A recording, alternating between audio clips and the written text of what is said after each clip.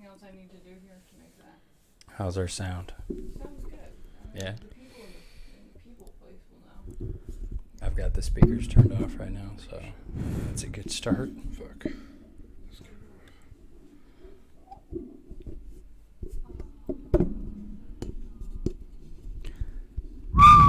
That cord's gonna... Yeah. Oh. There you go.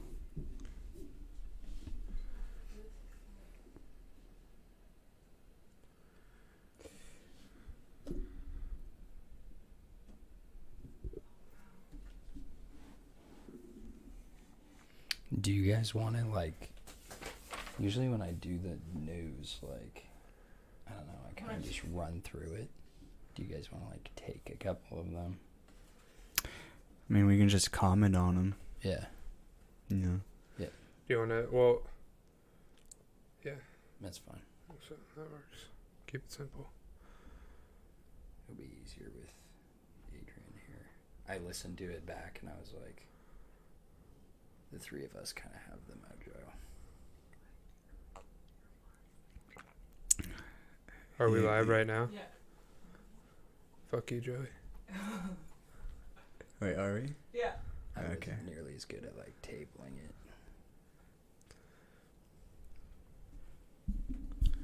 Well, I don't think we would be on anyone who comes in for the first time anyway. Yeah, for sure. All right, we ready? Hey, you got a follower. Oh, who is it? Judge Judy Slayer. Judge Ooh. Judy Slayer, let's go. I like that name. That has to be TJ. I was about to say, is that TJ? It, He didn't Did he just- spell it like Jeudy. Spelled the Judge Judy. Yo, okay, welcome into SippinOnYac Fantasy Football Podcast with Porter, Steve, and Adrian. Mm-hmm. Episode like 7? 9? I don't know about 9. Is it not 9? I don't know. Yeah. We're up Another to episode. We're Yeah. Another one. closing in on double digits. Yeah, we're almost there. But yeah, Adrian, welcome back in the Yes. saddle. On a hiatus. Yeah, Yeah. you had a good time though, whatever you're doing. Yeah. Always a good time. We'll never know. Mm-hmm. What's done is done. Cheers. Cheers. All right, Wait. on this edition, there's going to be a little less fantasy football since preseason's over. Our draft is over. So, The chat might want to know what we're sipping on, too. oh yeah. It's a little different from normal. Yep. I got it right here. A classic. We went with an absolute classic. Maker's Mark. With if you're the watching, smoky be a touch. sponsor. Yeah, with the smoke top. That's what I wanted to go over. We should do that just Yeah. here on That the would be pod. dope. Dude, that would be a good thing to do as we're like going over news and notes. Yeah. A good Just- intro. Too bad Logging things up. we just don't have near as sick of cameras to be able to do that funky slow-mo shit that Oh, like that- Brett Coleman yeah. does. Yeah. It's in the process. But yeah, so there's going to be a little less fantasy. We're going to do a divisional breakdown. We're going to pick how the divisions are going to shake out with all the teams and then do win over-unders for each team and take a look at some of these. But this is first a fantasy football podcast for our SippinOnYac League. And I just want to shout out Mikey and TJ for popping this league's trade cherry. Mm-hmm. Forcefully. Oh my god. I actually like that trade for Actually, I thought it was a pretty both good trade. teams. It was a good I trade. don't, that Yeah. wasn't a trade rate. But I don't know, I'm kind of jealous that it wasn't me that was involved in this. But shout out to them. Let's just take a look at it real quick. It was Mikey traded away Jerry Jeudy and Michael Carter, and TJ sent away Damien Harris and Javonte Williams. So just like, let's kind of look at this first from just like a net glance, not knowing anything about their teams, and then if you feel differently about it with their team's constructions. I mean, Damien Harris, you always got to be cautious on New England running backs just because they could use them one week and then not use them the next week, and they have the history of that. But I feel like Damien Harris, just with their team structure, like he's going to be the dude. Speaking of the team structure, Damien Harris just got a lot stronger in my book with the release of Cam Newton and the rise of Mac Jones. I mean, that I think almost tips the trade into Mikey's favor right there. I would say, like, just looking at it on paper, not knowing the teams, Mikey got Javonte Williams and Damien Harris. Mm-hmm. He gave away Michael Carter.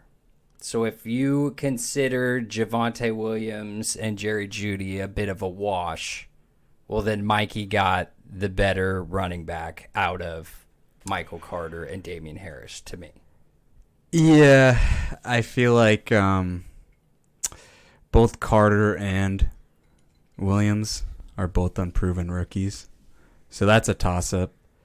And then Harris is, is he the legit number one? I think so. But are they going to use him that much? No one really knows. People think they will, but it's the Patriots, so who knows? Jeudy I feel like he's set up for a breakout year. So yeah, I think he's the only proven guy out of that bunch. So it's hard. It depends. It more is like team structure. Yeah. And then we'll kind of look at that. My first thoughts with Javonte Williams is with this last preseason game, he was out and Melvin Gordon played. And to me, Javonte Williams is already a much better running back than Melvin Gordon without even seeing a full snap. That is the way I feel. So, like, I think Javonte is going to be the lead back from day one. I'm gonna have to disagree with you there. Okay. They're paying Melvin Gordon, I think, $12 million this year, And they're pissed about it. and they're gonna run Melvin Gordon. They're gonna beat him up. They're gonna put Run some him into miles on dust. I mean, I think I know they it'll have be a to. committee. I mean, I don't think they can. I mean, obviously they can not use him, and if it's a very glaring difference, if they're losing games because of him, they won't. But I don't think that'll be the case because Melvin Gordon's a good running back. I think he sucks. Oh, I like him. I think he is. Denver sucked last I've had him a few times. He is injury prone, but Williams did fumble against the Hawks, so he still is making rookie mistakes, and they gave Melvin Gordon the veteran rest leading up to it. So then it doesn't bother you that much giving up Javonte necessarily then? Not really. No, I like Javonte, but Yeah. I think he'll be a late season guy. Okay. Yeah. I We've think seen that eventually with he'll take over. We've seen that with guys like Miles Sanders in the past, where their first half is very rough, then they get more of the work and are great later on. Same with like J.K. Dobbins. Well, I think the Broncos have kind of an opportunity here, especially with the longer season. They're paying Melvin all this money, so they're going to start him. They're going to run the shit out of him, and they're going to have Javonte. I know it's very different than quarterback situation, but kind of have Javonte kind of learn the ropes and be behind Melvin. And then with the longer season, they'll have Javonte fresh towards the end, or even maybe halfway point where Melvin's getting a little beat up. As you said, he is injury prone. yeah, I got more confidence in Javonte than you guys are, but like we'll see. The NFL is crazy. We don't know I'll what's say gonna real happen yet. quick, in Denver, it's so much uncertainty. Yeah. It's like the only thing that's really certain is Jeudy, because if Gordon messes up, Williams is going to hop in, and then if Teddy B messes up, Drew Lock's going to hop in. Jerry Jeudy ain't getting benched or replaced. by Jeudy ain't anybody. getting benched. He's going to be out there full time. You're speaking my language because Yeah. that's literally was my draft strategy. Pretty much Mhm. is I focus more on wide receivers this year than I have in the past, and that is a huge reason why. Mhm. Is like they're not getting car crashes all the time like running backs are, and they're far less likely to be replaced at their position. But okay, Damien Harris, I just want to sneak in this that like he was one of my value players. And two main reasons why I had him as a value is I thought they were going to cut Sony Michel. They ended up trading him away. And I said, I think Mac Jones is going to replace Cam Newton. I didn't think Newton was going to get cut day one, but I said then that opens the door for Damien Harris's goal line work to go up. And, like, that's how it happened. I didn't get Damien Harris in any league because it seemed like a lot of people had that idea. He went higher in drafts than I thought he would. But Well, that's also because our leagues are running back thirst traps. yeah, for real. So thirsty. But then on the other side, I am with TJ and you apparently. I love Jerry Jeudy. I think he's filthy. And just like also, I am a huge supporter of like guys in our league getting the players that they like. And like that's one of we were talking about you with Devontae Smith and like Kyle Pitts and stuff. It's Kittle. like yeah, Kittle. Like I didn't know TJ was a big Judy guy, but he drafted him as a rookie last year Yeah. and named his team Judge Judy. yeah. But so then on looking at their actual teams on paper, I think that it was a net benefit as a whole for Mikey's team. He got an upgraded running back. But TJ's team is now better after this because he needed a good wide receiver too, and he got somebody that could be very consistent and have a lot of upside. So And he was deep at running back. yeah, already, and so. exactly. So He, I think that might be the first like mutually beneficial trade I've ever seen Mikey do. Mikey's done some good trades, but it's the ones that get rejected that really piss people off. He is the butt of every like shitty trade prospect joke. It was me, but then now that we're in these leagues with Mikey, the focus has shifted to him, and I'm flying under the radar with my shotgun trade requests. Well, I feel like you did send out, especially last year, you sent out a lot of trades. You sent out quite a few to me, and I don't think there was ever any where I was just like, no. Yeah. They're always like mutually beneficial to a point where you actually had to think about it. You have to know your audience Yeah. a bit too of who you're Yeah. sending the trade to. Yeah. But okay, so we think that it was kind of a benefit for both teams. I think, especially if we're talking about like the rest of their team, I mean, I think that was an excellent trade all the way around. Yep. I think purely individual player value, I think Mikey may have a hair bit more value just based on potential. But then TJ gets that with a little bit of safety and Jerry Jeudy. And I mean, yeah, that was a good trade. And he got one of his guys, which And I love. I'm going to vote to veto it. I already upheld, so you're going to have to cross me out. So then running through some of this crap, we all know J.K. Dobbins is out for the season. That sucks. Gus Edwards right now is the lead back. It's looking like they're not going to sign Todd Gurley. Or possibly trade for Penny. Yeah. As soon as I I, would drafted love that, man. Edwards and all these rumors are coming out, I am nervous. But if he can What? survive to week 1, What round did you draft him in? I got him in Squeeze's league. But, I know exactly where he got Is it. it I think fourth round? 6th, No. 5th. I was staring down, I was sweating bullets in front of my computer, waiting for you got CeeDee Lamb yes. or Allen Robinson. It was a reach. And It was he a took reach. Gus Edwards at 310, right before my pick at 311. But, so I ended up getting CeeDee Lamb and then Allen Robinson on the way back. But, to your credit, that news happened that morning. And I just took the approach of, I don't fully know what's going to happen. I'll think they'll sign somebody else. Like, I'm just going to avoid it. Roll the die. I was And you hoping took- Robinson or CD would be available at the turn, and they got sniped. So Oh, yeah, you know I. took the risk, CD. the way running backs are going. Yeah. Because you were 10 in that league, right? Mm-hmm. Yeah, so there was a solid 4 picks. And there was... And then on the way back, Danny took Edmonds. So Edmonds went even earlier in this draft than TJ went in SippinOnYac. So maybe there's something I just freaking don't know. We'll see. But then I was like, please not Allen Robinson. And he took Mahomes. So I got CD and Robinson, and I love that. But anyway, Then I took Gaskin. yeah, you were tilting after that. Oh, I was not happy with that. Jaguars looked way better in their last preseason game. Good news for Trevor Lawrence and your guy, Laviska Shenault.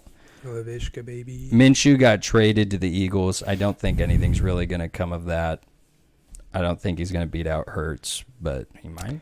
I hope not. I like yeah, that would Hurts. suck. I mean, if Hurts, I mean, there's a chance Hurts could be a flash in the pan. I mean, he's a running back, and we saw with Lamar Jackson. I mean, that shit gets figured out pretty quick, and I don't think he's anywhere near Lamar Jackson's level. So I think people shat on Hurts for like no reason. I mean, the team was pissed when they pulled him out. He took over the team when Wentz went down and was playing like shit all year, and then actually brought him to wins in close games. And it's like he's gonna look bad as a rookie. He's gonna look bad as a rookie. Like, And when your offensive line is terrible, this is why I want the Bears to start Fields as soon as possible. Is when your O line sucks, and you have a guy that like Wentz is kind of mobile, but not like Hurts. Hurts was actually able to escape the rush. But all right, there was.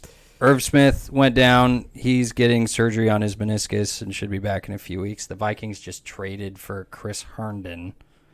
That's what I thought Squeeze was talking about in the group chat. When he was like, dude, a trade just went down. He was talking about TJ and Mikey's trade. And I'm looking on the internet. I was like, is he talking about Chris Herndon? I was like, what the fuck?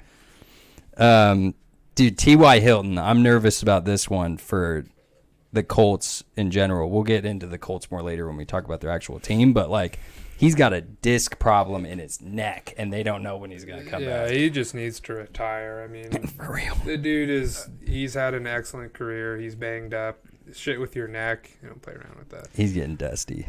I was gonna say, last couple of years Huge trade. I've picked up Ty in the later rounds as a value pick, and he's hurt most of the year. And so that's why I'm like Pittman's picks starting to pay off. So. I feel good about. I took Pittman in Julian's league too. I feel good about that. TJ, did you hear us talking about the trades that you and Mikey made? That's what we opened with here on the show.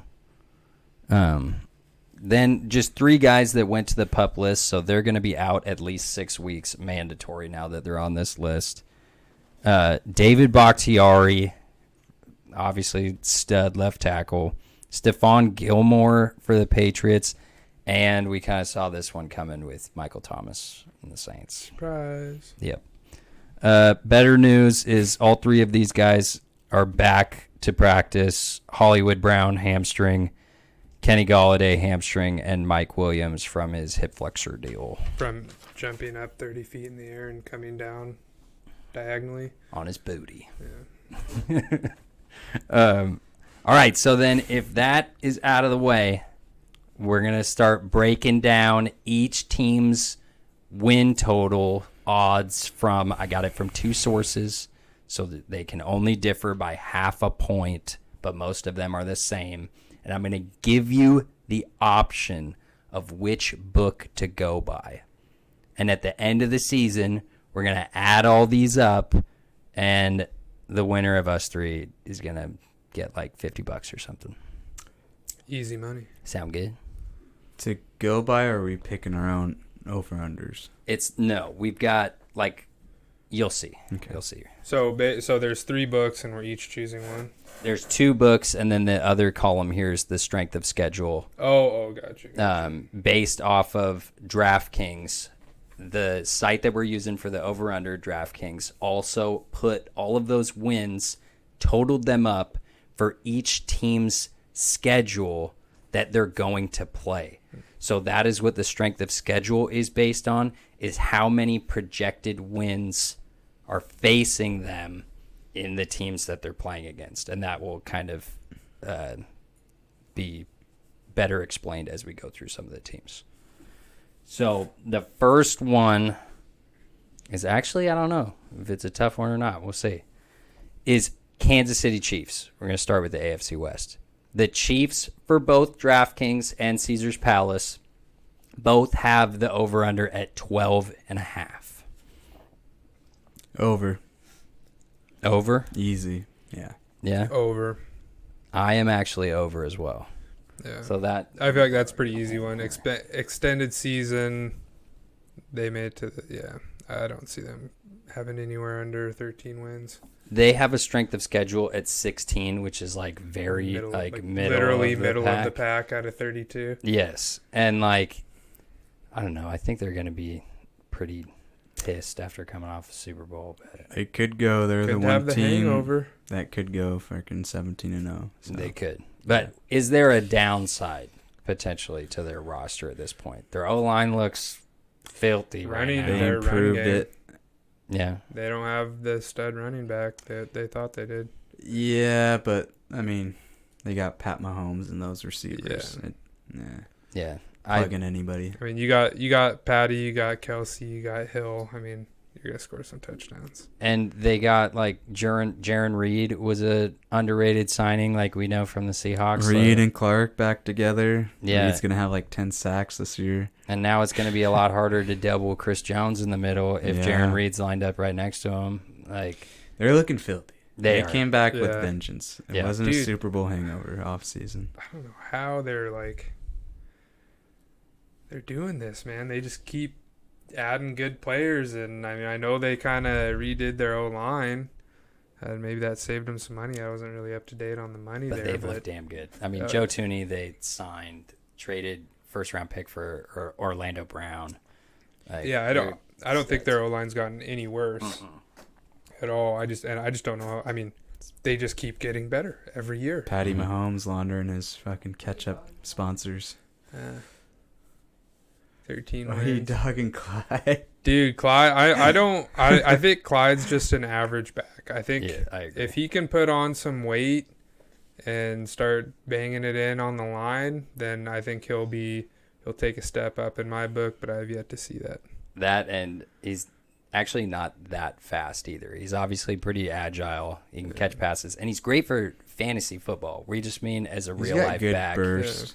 Yeah. Got good I mean, burst. even for fantasy, I think he's drafted exactly where he should be, like kind of towards the end of the second. Yeah. I mean, in most leagues, not in ours. But like in fantasy football, running backs are obviously very important. Right. I hate to say it, but in real football, running backs get replaced all the time. And like you get Rashad Penny. I hate always using this example, but you get Rashad Penny in the first round, he hasn't done shit. Chris Carson has been a pretty damn good back, and he came in the 7th round. Like running backs are just replaceable. Like there's He's also very a super freak. very Yeah. few exceptions to that. I would say 98% of the time, Yeah. that is Unless exactly you the got case. Dalvin Cook or Derrick Henry, some of these Christian game changers. McCaffrey, Yeah. and I understand if teams want to take a shot on somebody they think could be that, but I mean that's All right. Let's move on to the Chargers. This one I think is going to be a little tougher, and this is where I can really kind of explain the choosing of the line. yeah. So DraftKings has it set at 9.5. Caesar's Palace has it set at 9. So I would say we can pick which one of those lines you want to go with. Like obviously it'd be easier to go under over the 9 or under against the 9.5 than it would be against the 9.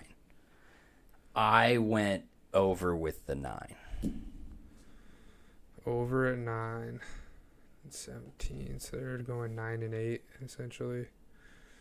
9 and 8 would push, whereas the 9.5, 9 and 8 you lose. Right. And their strength of schedules and the right outside the top It's at third. 9, so they've got a pretty easy schedule. So they've got Adrian, what are you thinking? Part of me wants to say over, but for whatever reason, something always happens with the Chargers. Like they're the most talented they team, lose games. and they lost like a bunch of games last year by 1 point. They always find a way. It was Yeah. it was Herbert's first year, and he went halfway in. They did get new coaches, and they got their one. Who's their Ingram back? Melvin Ingram. Did they get him back? I think he came back off injury, or he's Well, coming back off injury. I know he was a free agent there. No, he ended up going somewhere. Did he? Yeah, I He's think he not went to back. Dallas, didn't he? Let's look. But they do obviously have Derwin James back. Joey Bosa off injury. Maybe I'm thinking of Derwin James. They got Well, Melvin Ingram didn't play a lot last year, too. Yeah. So I know that he's kind of in that mix. and then they got Corey Linsley in free agency. I like the wide receiver they drafted, Palmer. You do have a point that they always find a way to screw it up. Last year in the work league thing, when I would bet on the against the spread with them, I would always take the Chargers and end up losing.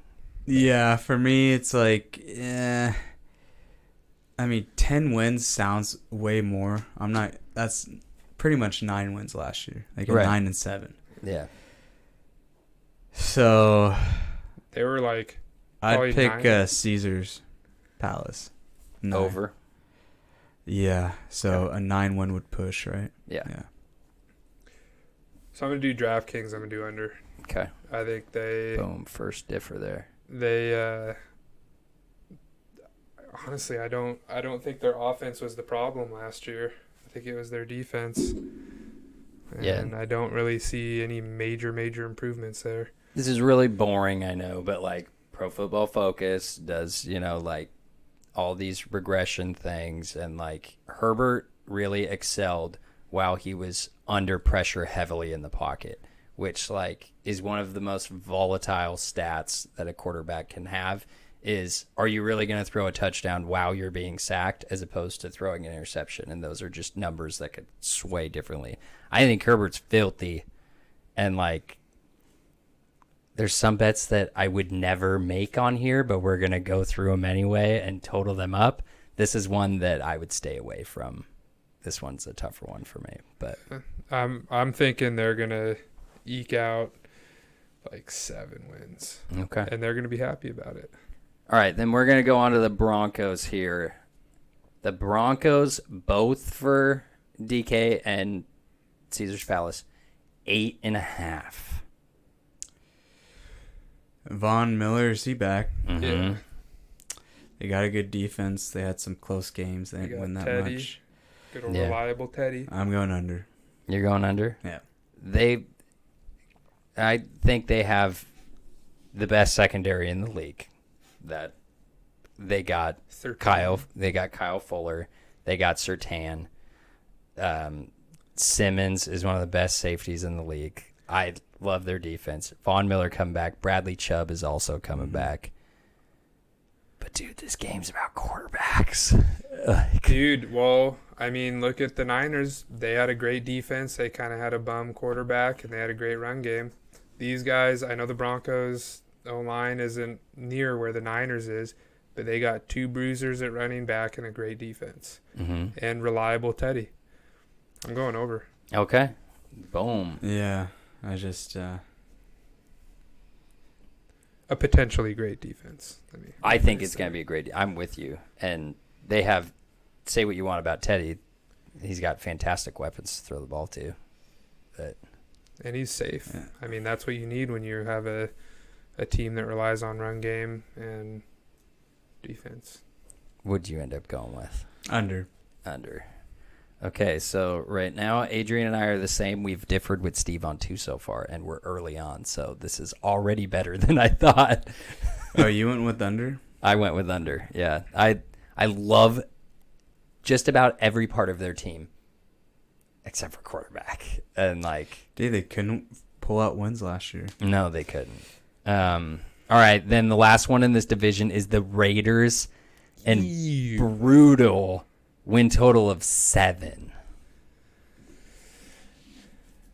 I'm an under. I'm an under, man. That's like I have no faith in the Raiders. I think they're a fan. They got Waller, who I have my opinions on, especially compared to Kittle and Josh Jacobs. I think their team's going to be a garbage time team.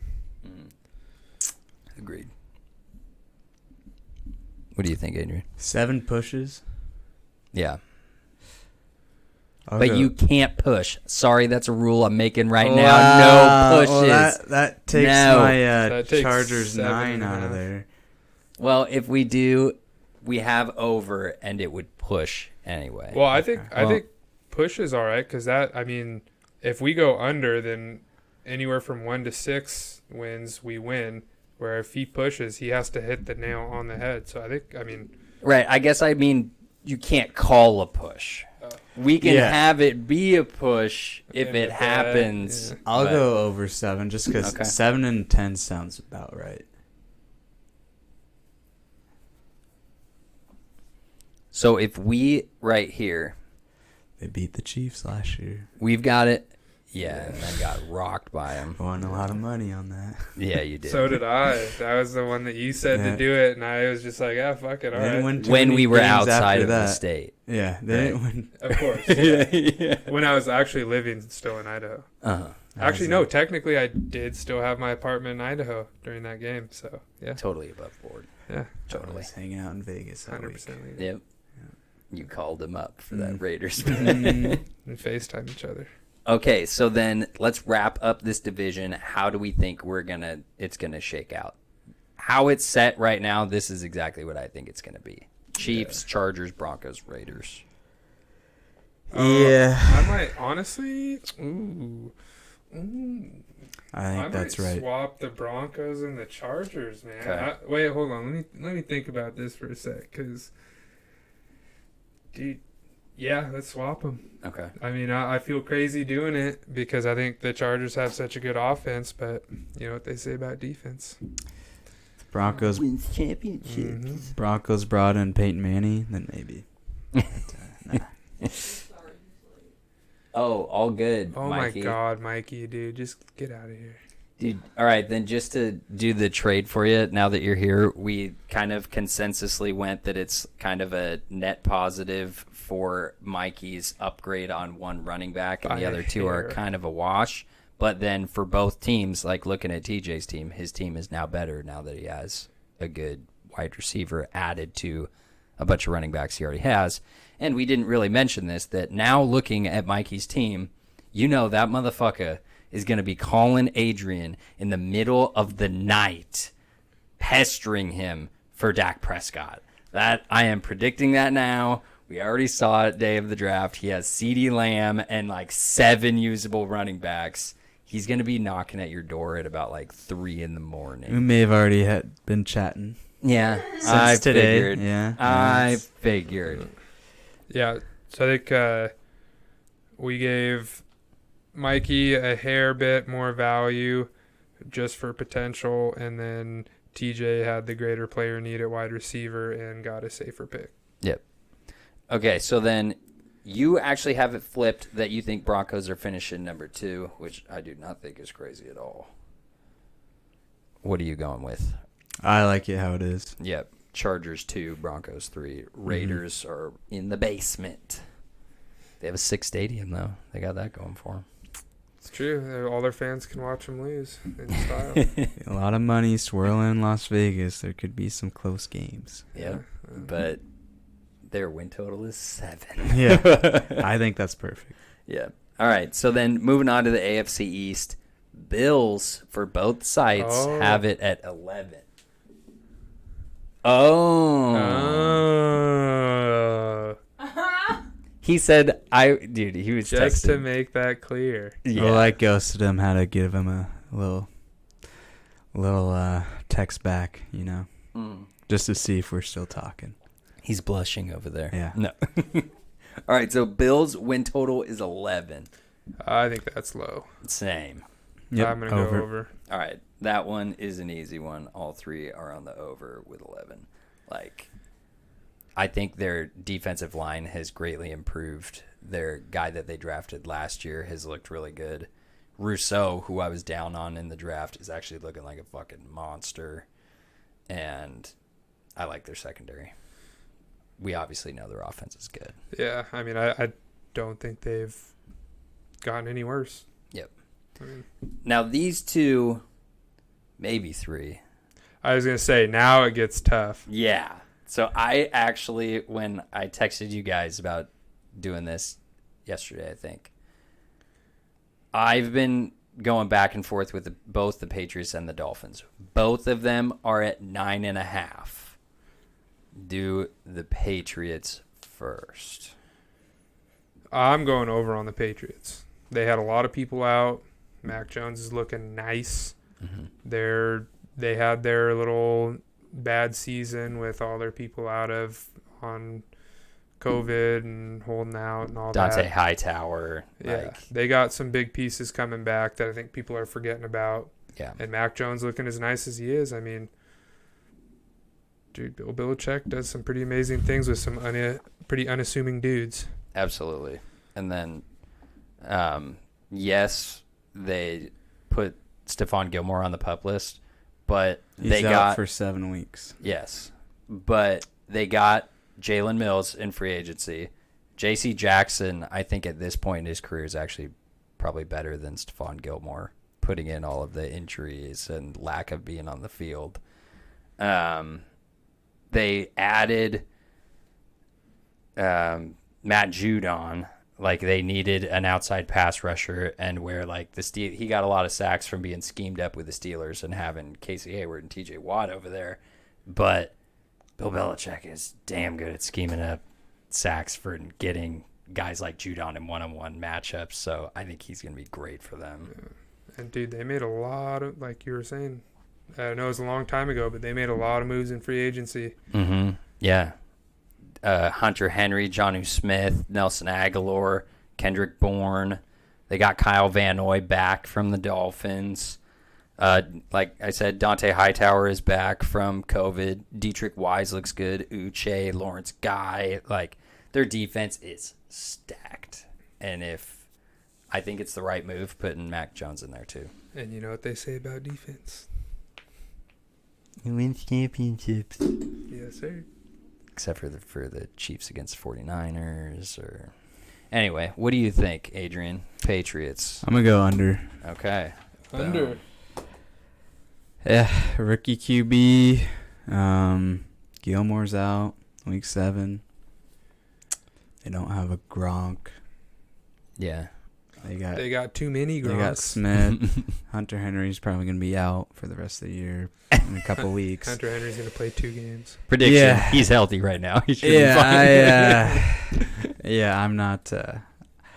I think their division's too tough. I think the Jets could steal a win from them. I think Dolphins would beat them twice.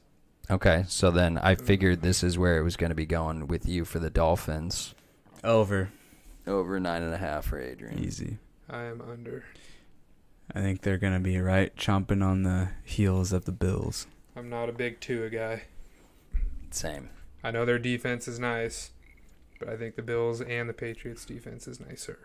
Yeah, I'm actually with you on the Dolphins. I really like the weapons that they added, but their O-line still sucks. Tua, it's like, I don't know why people think he's this big, like, running mobile quarterback. He's not. He's a pocket quarterback. And all of these rumors with Deshaun Watson. Okay, well, so if Deshaun Watson goes to the Dolphins, I'm going to dramatically reevaluate.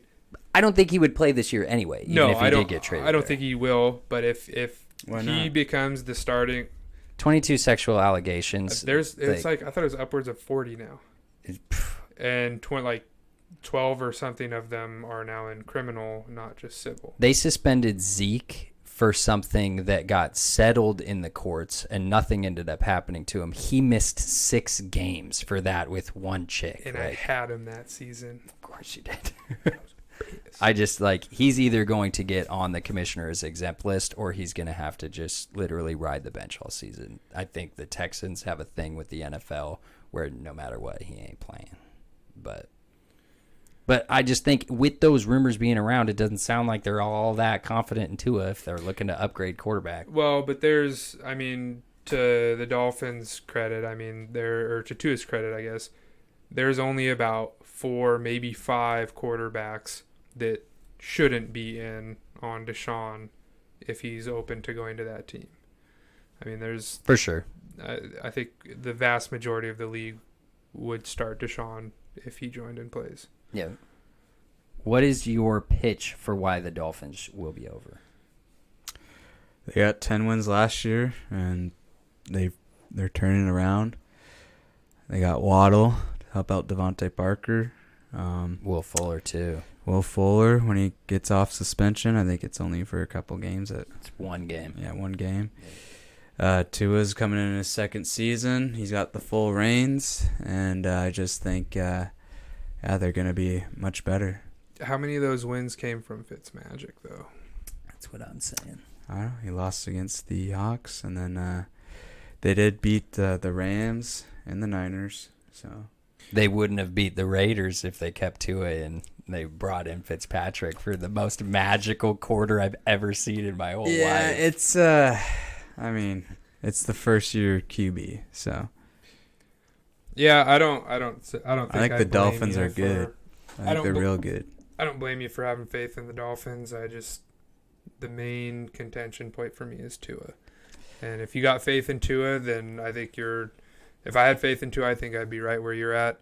I just don't. This is I a think tough their bet. I'd team stay as away a from it. whole, and I think they're better than the Patriots. Okay.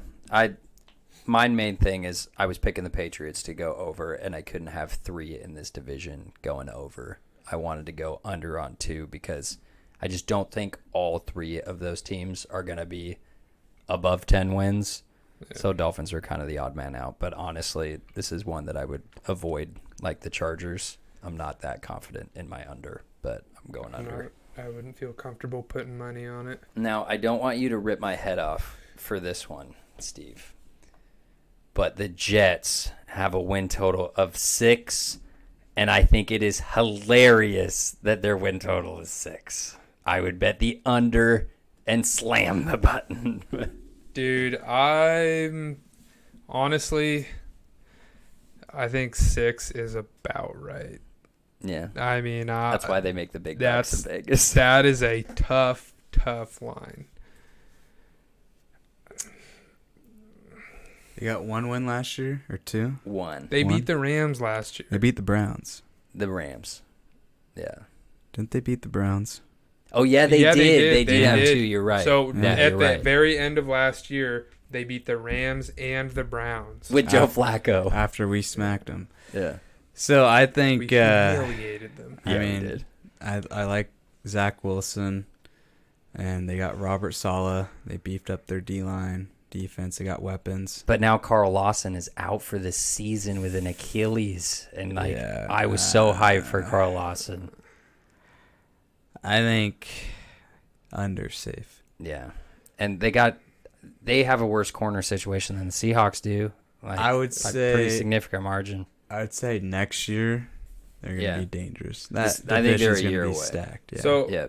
so agreed. I can't stay with 6. I got to go under. You got to go over under. But if it does end at 6, then it's a wash for us. So I'm gonna stick with you guys. I'm gonna go under. Okay. It's the Jets at the end of the day. Yeah. And, I think that even if they won 5 games, but Zach Wilson looks good, Becton and Vera Tucker are looking good, protecting him, Elijah Moore shows up, they can have a lot of positive things happen for their team And still and lose still a be lot of terrible. games. Yeah, and this division's tough. They got Yeah. 3 bullies in their division. But okay, AFC North. This is like NFC West's little brother to me. This is the toughest division next to NFC West in the league. And I'm going to switch it up and not start at the top here. We're going to go with the Bangles. Another one where I think it is absurd that both books have the line at 6.5. Again, I am slamming the under for a lot of the same reasons that we had with the Jets. Their offense can look very improved and have a lot of positive things happen, but their O-line still sucks. Their defense, outside of Jesse Bates, they signed Trey Hendrickson, but not much else. They lost William Jackson, their best corner. The Bengals could be fun to watch this year if Burrow stays healthy with those weapons, but dude, they are the little punks of the AFC North next to these guys. I'm gonna go over. Okay. I think they looked really good with Burrow. They're starting to play tough against their division. They're a tough team to beat. They're putting teams on the ropes. They got Mixon, Burrow, Jamar Chase, those wide receivers, Higgins. Who has looked bad in the preseason so far? Chase? Yeah, he's still got Higgins and Boyd to bail him out. So did the Seahawks for the first 2 weeks. Yeah, I just as a think I think they're the one team that I see on all these last ones. They're the ones that could snag a few games from those top guys and then steal a few games. I think they're going to be a tough team. So I actually was, I guess we'll talk about this when we get to the Steelers. Yeah. But one reason why I've kind of flipped on the Bengals, because I was higher on them, is that I flipped on the Steelers. So I think the Steelers will return. You're high on the Steelers? Yeah, we'll get to that. But what is your, that was my bad on that tangent, but what is your take on this one, Steve? Dude, they got 6 games a year against top-tier defenses, and they're the Bengals. Mm-hmm. Their strength of schedule, so I guess I should have started with that. Yeah, 28. That is rough. Bro been pushing to have his boy Moss on the team. Randy Moss? No, Randy Moss's son. I played with them on LSU. So, I think we signed with the practice squad last year. I forget his first name. That's not a good start. Yeah. Especially when your dad is Randy Moss. Yeah. Like, that's a tough He's look. a big dude. Yeah, we're split here right now, Steve. This is one of the harder ones, man. I got to go under. Yeah. I think I don't even really know how to justify it either. I mean, I'd have to look at their schedule, but what I'm seeing now is they got 6 games against top-tier defenses. They're probably, they're in the second hardest division. Their quarterback's coming off a tough injury. Honestly, I don't. Their biggest addition on their horrible O-line is Jackson Carmine, a second-round pick, which I don't know much about, honestly. Burrow was balling despite all that. He was, but out of necessity, they were yeah. dropping him back 50 Shit, times yeah. a game. Like, Thaddeus. Mixon was Thaddeus out too. Moss. Thaddeus Moss, yeah. Thad Daddy. That is a dope name, by the way, Yeah. Thaddeus. That is a good name. All right, so we went, me and Steve under, Adrian on the over. Going to the Steelers. Both have this line set at 8.5. Over. You're over? Yeah. Okay. I'm also 31st. That defense is too good. Yeah, their defense is fantastic. Like, yes, they lost Judon, but like I was saying, that a lot of that is scheme. And TJ Watt and Casey Hayward are the main dogs on that D-line. And Melvin Ingram actually went to the Steelers. He So, did? Yes. Oh, shit. They're also one of the most blitz-heavy teams. Like, their defensive coordinator, like with the Ravens, dial them up. Tomlin always has a winning record. They do, yeah. I think it's same reason I go under on the Bengals. I got to go over on the Steelers. Okay. I mean, they're the Steelers. So all three. They're a well-managed, good team, good defense. My only downside to them is Big Ben.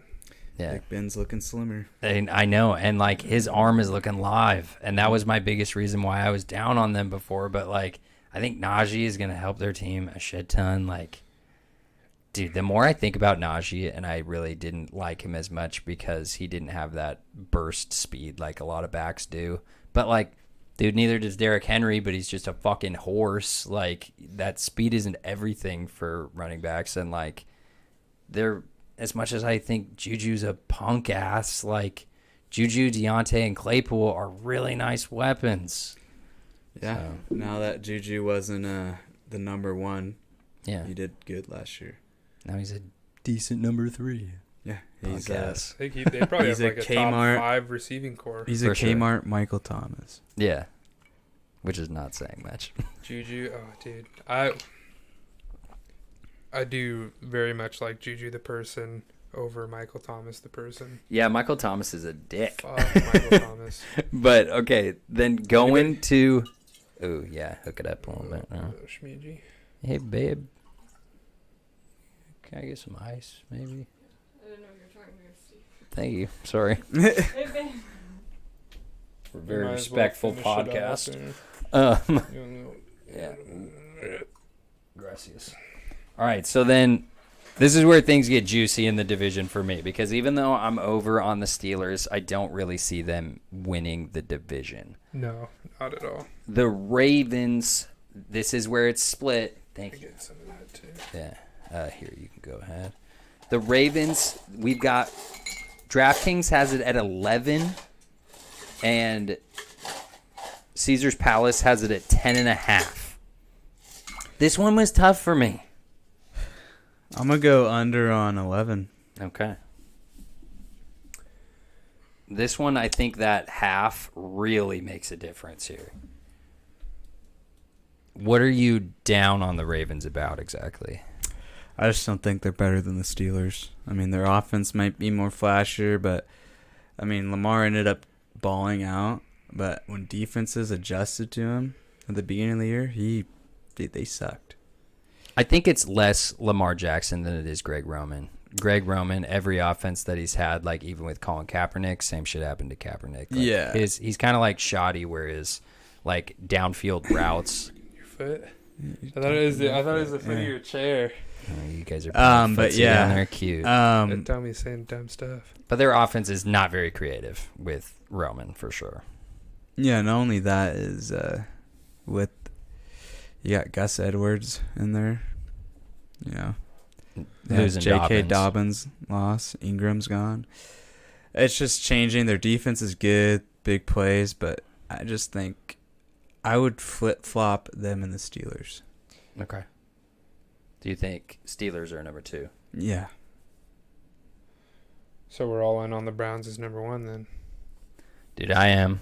But I'm going over the 10.5, and I know this is a little bit just straight bias for me that like I have a hard on for the Ravens. Like they have always, from me as a child, have been my favorite AFC team. I've always had like the Seahawks, and then I absolutely hate. Lamar's a He's weak not passer. a weak passer. He well, it depends on who he's playing. If he's playing Miami, he is the next Tom Brady. Dude, But outside of that, go just go on YouTube and look up like his highlight tapes and some of the throws he makes. Like he's a very good passer, but like he needs some help in this game the second for sure. half. Yeah. That game was crazy. I mean, he can do it. He has the talent. Also, Lamar's receivers that he was thrown to is like Miles Boykin, Hollywood Brown, who's a little speed slot guy. He still doesn't have good receivers. Duvernay. Like Bateman, but Bateman's kind of banged up. and right this now. is why I have a hard time, but I'm going 10.5 barely because I think they're going to get 11 wins. you took my take right from me. I think Sorry. they're going to be right at 11. Yeah. I think they're going to just smidge over that. And their defense is bound for regression. Like, It's hard because I keep imagining the 16 game. yeah, 17. You know, 11 wins is pretty fucking good. Yeah. But Well, yeah, To what the chat's saying, I mean, I think he lives on doing little dink and dunk passes and running the ball. I mean, that has won him many a game. And I think he's capable of throwing a couple good deep balls a game, but I don't think their wins rely on his deep ball. No. So I think you guys are missing the positives of Lamar Jackson. Well, no, and that's what I'm saying. Like I think like he's capable of it. I don't think he excels at it really, but I think that it's not something that wins for the Baltimore Ravens rely on. Yeah. Other than maybe like Kamara or Tyreek Hill, he's the most dynamic athlete in the open field in the league. And but the rest of their team, I'm nervous about. I'm nervous about their weapons. Like, yeah, their secondary is pretty fantastic, but like, I don't know, Patrick Queen needs to step up at linebacker. Their D-line, Brandon Williams and Calais Campbell are getting old. Like, if their D-line kind of gets over the hill and they can't rush dudes like Big Ben or Baker or Joe Burrow pocket passers, they could struggle. they don't have ET. No one's got ET. No one wants ET. No. But to Besides his what brother. Tots says, I think I think he can be a great QB without, with dinking and dunking. I mean, look at Ben. Ben dinked and dunked his way last year into 11-0. Mm-hmm. And if Lamar can consistently get, 11, 10, 11, 12 wins a season with his legs and dinking and dunking, I think he'll be in the books for a great QB. Well, and look at his win totals the past few seasons. Like, they've been above 10 wins every year. Yeah. Like, so he's obviously been able to do it in the past, and he's got a good team around him. Like, yeah, quarterback is extremely important, but at the same time, when we're looking at overall team wins here, like, we'll get to the Colts. Their win total wouldn't be anything near this if we were just looking at their quarterback. Like, Ravens did 11-5. yeah. Well, and when you're In built, a tough division. when you're built like the Ravens, where they have an excellent defense, your quarterback being an excellent runner is, in my opinion, almost just as valuable as being an excellent passer, because you're still taking time off the clock. 2013 Hawks. We won the Super Bowl. Yeah, excellent point. You have it's not like Russell Wilson was the most precise freaking passer that year we won the Super Bowl. Yeah. Oh, Jake B. Let's go. Wait, just finished drinking up this. You go on the Jets, dude. But we were saying there can be a lot of positive this year with them still going under. Yeah, this is our Jets guy. Still going under. A lot of positives. Yes. And we all said I think we all agreed that next year is going to be their year, that they're either coming out or they're going to be the Jets. And Elijah Moore, Zach Wilson, Elijah Vera Tucker, Beckett. If all these dudes start looking good, then you should be happy even if you get 5 wins. Sorry, that sucks, but that's how it is. They could creep to 7 or 8. Oh no, Detroit Tigers fans, dude. Rebuilding. Well, no, I think we're Seattle Mariners fans. We've been rebuilding for 2 decades. Well, no, Literally. honestly, I think the Jets are past the rebuilding. They have the pieces. They got some core pieces. Yeah, they just need to develop. They just need to develop them. They drafted 2nd overall. They're still Let's in be rebuild. real. Yeah, They're no, still in for sure. rebuild. Same with the Bengals. All these guys, just because they can be exciting and show potential. Look at what we thought about the Browns when, Baker just got off his rookie year and, we were so hyped. They got Odell and they were just a year away. Then they turned out to be really good. But no, I think the Jets are headed for a similar directions as the Browns.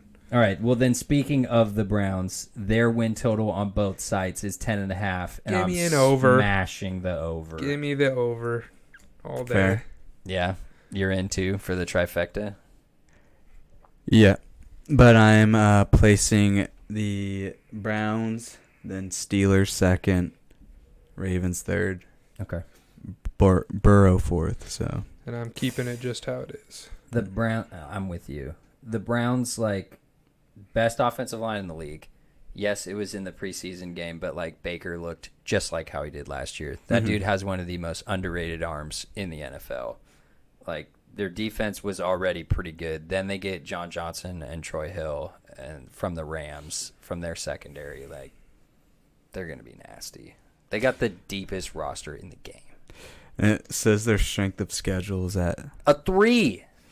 Oh, I didn't even 3 look at being that. Dude, being 1 as the easiest. How did they skate by? And I remember I looked at this earlier today. I can't remember it off of memory, but how did they skate by with the Bengals getting 28th strength of schedule, Steelers 31st, the second toughest, Ravens 20, Browns 3rd easiest schedule? Because they want the Browns to be nice for once. I mean, Could not be. for once. They need to have their Browns have their time.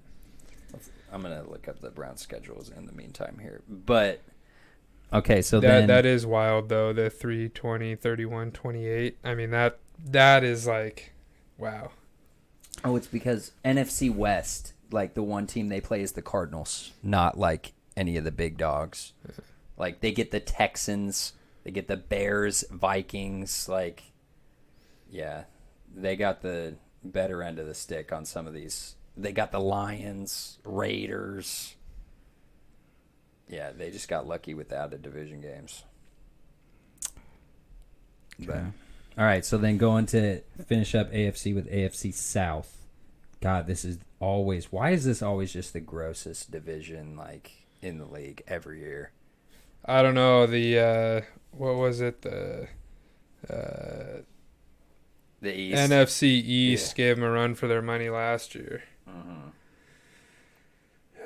That's very true. Quick aside, Jake B, if you're in fantasy and if you've done any drafts, I want to hear some picks out of you. Hell yeah. But let's continue with the AFC North. All right, so then I'm going to go with let's start with the Titans here. They have two different lines. DraftKings have them at 9, and Caesars Palace has them at 9.5. And kind of like with the Browns, I am smashing the 9 over. First draft you want. Haven't done any yet. My first draft is actually tomorrow. Good luck. That's the way Good to luck, do man. it. Hey, Good let's luck. have a cheers to that. Good Oh, luck, yeah. Jake B. Yeah. Our last one is this Not Sunday. to be confused with John B. So Titans definitely seem like the most complete team in the division. They got a potential high-flying offense. I loved their draft getting young defensive pieces. Caleb Farley, I think, is going to be a stud at corner. Janoris Jenkins, Jackrabbit, that they got from the Saints, actually had a revived year with the Saints last year. He was better than Marshawn Lattimore was last year. So I think that they are the big bullies of that weak-ass division and can get some cheap wins against some of these other teams. Julio has a legit number 2. They lost Jonnu Smith. I mean, but I'd rather have Julio than Jonnu Smith. That's for sure. So. For sure. Yeah, I think easy over. Yeah. I'm gonna go over, but I'm not as over as the two of you, Okay. and we're about to get to why. Okay. I'm going to something about the Titans is I want to see how they would do if they were in a different division. And later when we get to some of the NFC teams, I'm going to ask you who you think's actually better between I the would teams. put them over 9.5. There's I would 9 put and him 9.5. same. I'm doing 9.5. Okay. I don't even want the push. It's get drunk. Yeah, he was, dude. Marshawn Lattimore, after his nice first year, has not been looking that good. Lattimore, dude, he's still one of the top CBs. When he faces Mike Evans. Other than that, he's getting burned by speed guys. He likes kind of like with Trey Flowers. He likes a lot of the bigger, in your face. Not even in the same receivers. realm. No, they're not. But where Trey Flowers sucks. No, I know that. But he does better against some of the bigger receivers. Lattimore gets burned by speed guys. Janoris was better than him last year. Put it down. You got people. So Jake B, that is a ridiculous league. Let me first say, Oh, standard. a fun ridiculous league, but 8 man. yeah, it's good you're only in 2 leagues, or else you'd be rooting against your own players a lot in that 8-man. You better take Zach Wilson. Yeah. Standard 12-man. Oh wait, Standard PPR. Okay. Oh, So, okay. Yeah, I missed that too. Yeah. Yeah, that's solid. Yeah. That's Well, what good we're luck, in. man. Yeah. So then you don't want the potential of the 9 push. Nah. I like 9.5. that too. No, I want to do that too. Flooring it. We're not scared. We don't even want to mess with the push. What about you, Steve? 17. So we're saying they're gonna go at least 10-7. And if you were to take They're the 9 19. over and they end up at 9, you would beat Adrian and I. They're Dude, gonna I'll have. take the 9 over. Yeah. Okay. Fuck it. They're gonna have one loss on their schedule, for sure, the against the Hawks. Hawks. Yeah. Well, I think Lattimore. I swear Lattimore was getting burned. No, he was actually bad. Lattimore was getting burned. I think No. they This were. isn't a Richard Sherman not getting thrown He's at. just Dog. he's like Sherman, where one person beats him, it becomes like all his whole highlight. No. Dude, go look at his Yeah. grades and go watch the games. He I- was not good last year. You're thinking about his name, Marshawn Lattimore. I and that good remember- rookie year. A few wide receivers that I was like, especially I think it was like towards the middle of the season when like I can't think of any names. There's a couple receivers out there that like burned Lattimore, and I was like, Dude, Calvin are Ridley these guys shredded legit? the fuck out of Lattimore. Like, and that's one thing. I mean, Calvin Ridley's a stud, but like there was some other guys that were, Well, no good players, names. but No not names crazy. don't mean anything. Well, dude, Lattimore's living off name value. I think Lattimore has significantly declined. I think he's still a above average cornerback, Okay. but Who's the next team? All right. So now this one comes with some news. The Colts are set here at DraftKings at 9. Caesar's Palace does not have a win total for them. give me the over. The over. The over. The Colts are gonna be nice. Oh, wow. Oh, you God, I have saw to hear this, dude. you saw what they did with Phillip Rivers. Yeah, I did, but I think Phillip Rivers is pretty good. I think Phillip Rivers. I'm throwing the dice here that my boy Carson Wentz is gonna be nice again. If he's even a fraction of what he was in his prime on the Eagles, the Colts are gonna take this division. I'd say he's a fraction last year, and he fucking sucked. Yeah, he was way worse than he Phillip was Rivers was last year. Yeah. He was 1/8. not in the same class as Phillip Rivers last year. He was trash last year. We've seen him at his high. We've seen him at his low. The Eagles were trash last year too, though. I am going to give him the benefit of the doubt because I've seen him be great, and I think he's still got it in him, and he's going on to a very, very good, developed team that if he can't be good on that team, then he's just a trash QB. He's out. And I don't think that's going to be Carson Wentz. Carson Wentz led the league in turnovers last year and still missed like 4 games. Carson Wentz was trash last year, partially because the Eagles were trash. Wow. Partially because the Eagles were trash. Carson Wentz had to take way more risks, do everything he possibly could because the Eagles were trash, and he lost confidence and started to suck. Yeah, then I was going to say, because, I mean, Hurts won some games for him. But my problem with, like, here's the news that I was going to say. So, one reason why I'm so hyped that the Seahawks are playing the Colts week 1, and if you were able to bet on the Seahawks when they were an underdog, like, Injuries. you're running that to the bank. Yep. But, like, Wentz had the foot problem, which it looks like he could be back for week 1. But he has missed pretty much all of the preseason and training camp. On a new team. Now that he's actually back and started practicing, he got a couple practices in, and now he's on the COVID list on the Colts, who have one of the least vaccinated rates, one of the lowest vaccine rates on their team. So, like, I don't think this dude got the shot. Like, that's speculating, but, like, he's out on COVID right after coming back from injury. Pascal on COVID. Ryan Kelly on COVID. And now T.Y. Hilton has his neck problem.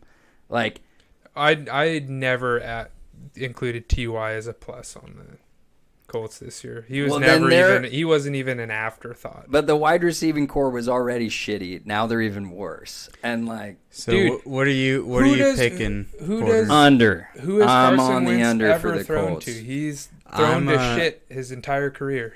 I'm gonna, Alshon Jeffrey was not shit. as much as I When he hate Carson played Wentz, all 3 games. I'm gonna pick the over. Wow. Colts I thought finished. I had you down for under. Colts finished with 11 wins last year. With Phillip Rivers, I think Wentz has enough in the bank, despite all the COVID stuff going on. I think they're just too good of a team, and they have my boy Jonathan Taylor. Because you drafted Yeah, I was him gonna now. say that he's your boy since you drafted him. No, they have a good defense. They got a good run game.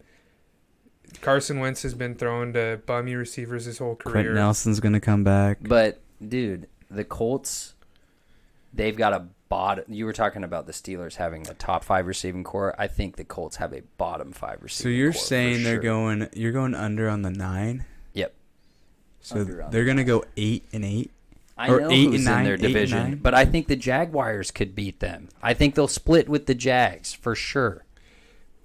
Really? The Texans suck, but and they can get some wins off them. But let's go through. Okay, here's the Colts starting the first part of the Colts schedule after what I put a lot of stock into of Wentz being hurt and then now being on the COVID list, so missing basically all of camp.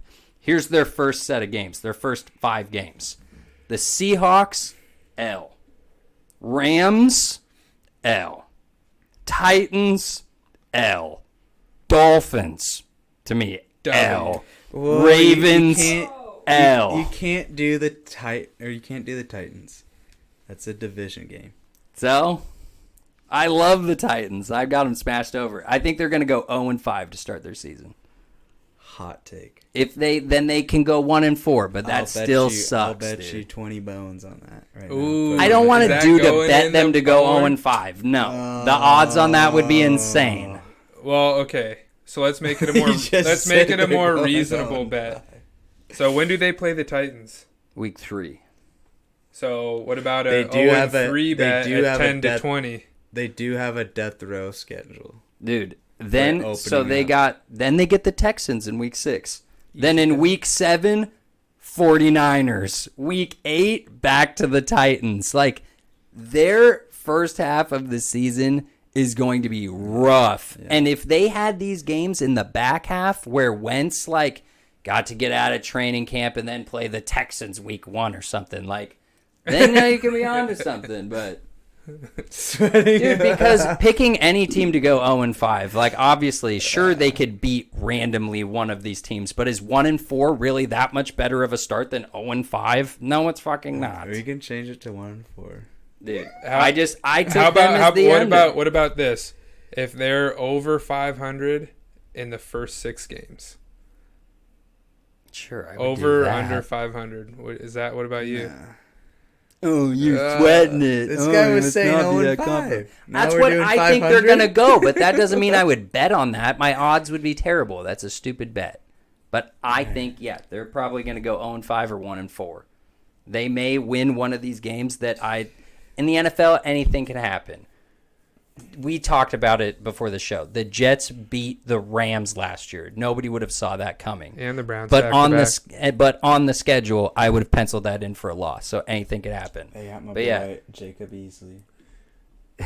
Things go south. Eason? Jacob Eason. Eason, yeah. Dude, fuck that. I got the Colts under. You guys got the Colts over. All right, now Jaguars. Jaguars is probably the hardest one yet. DK has it at 6.5. Caesar's Palace has 6.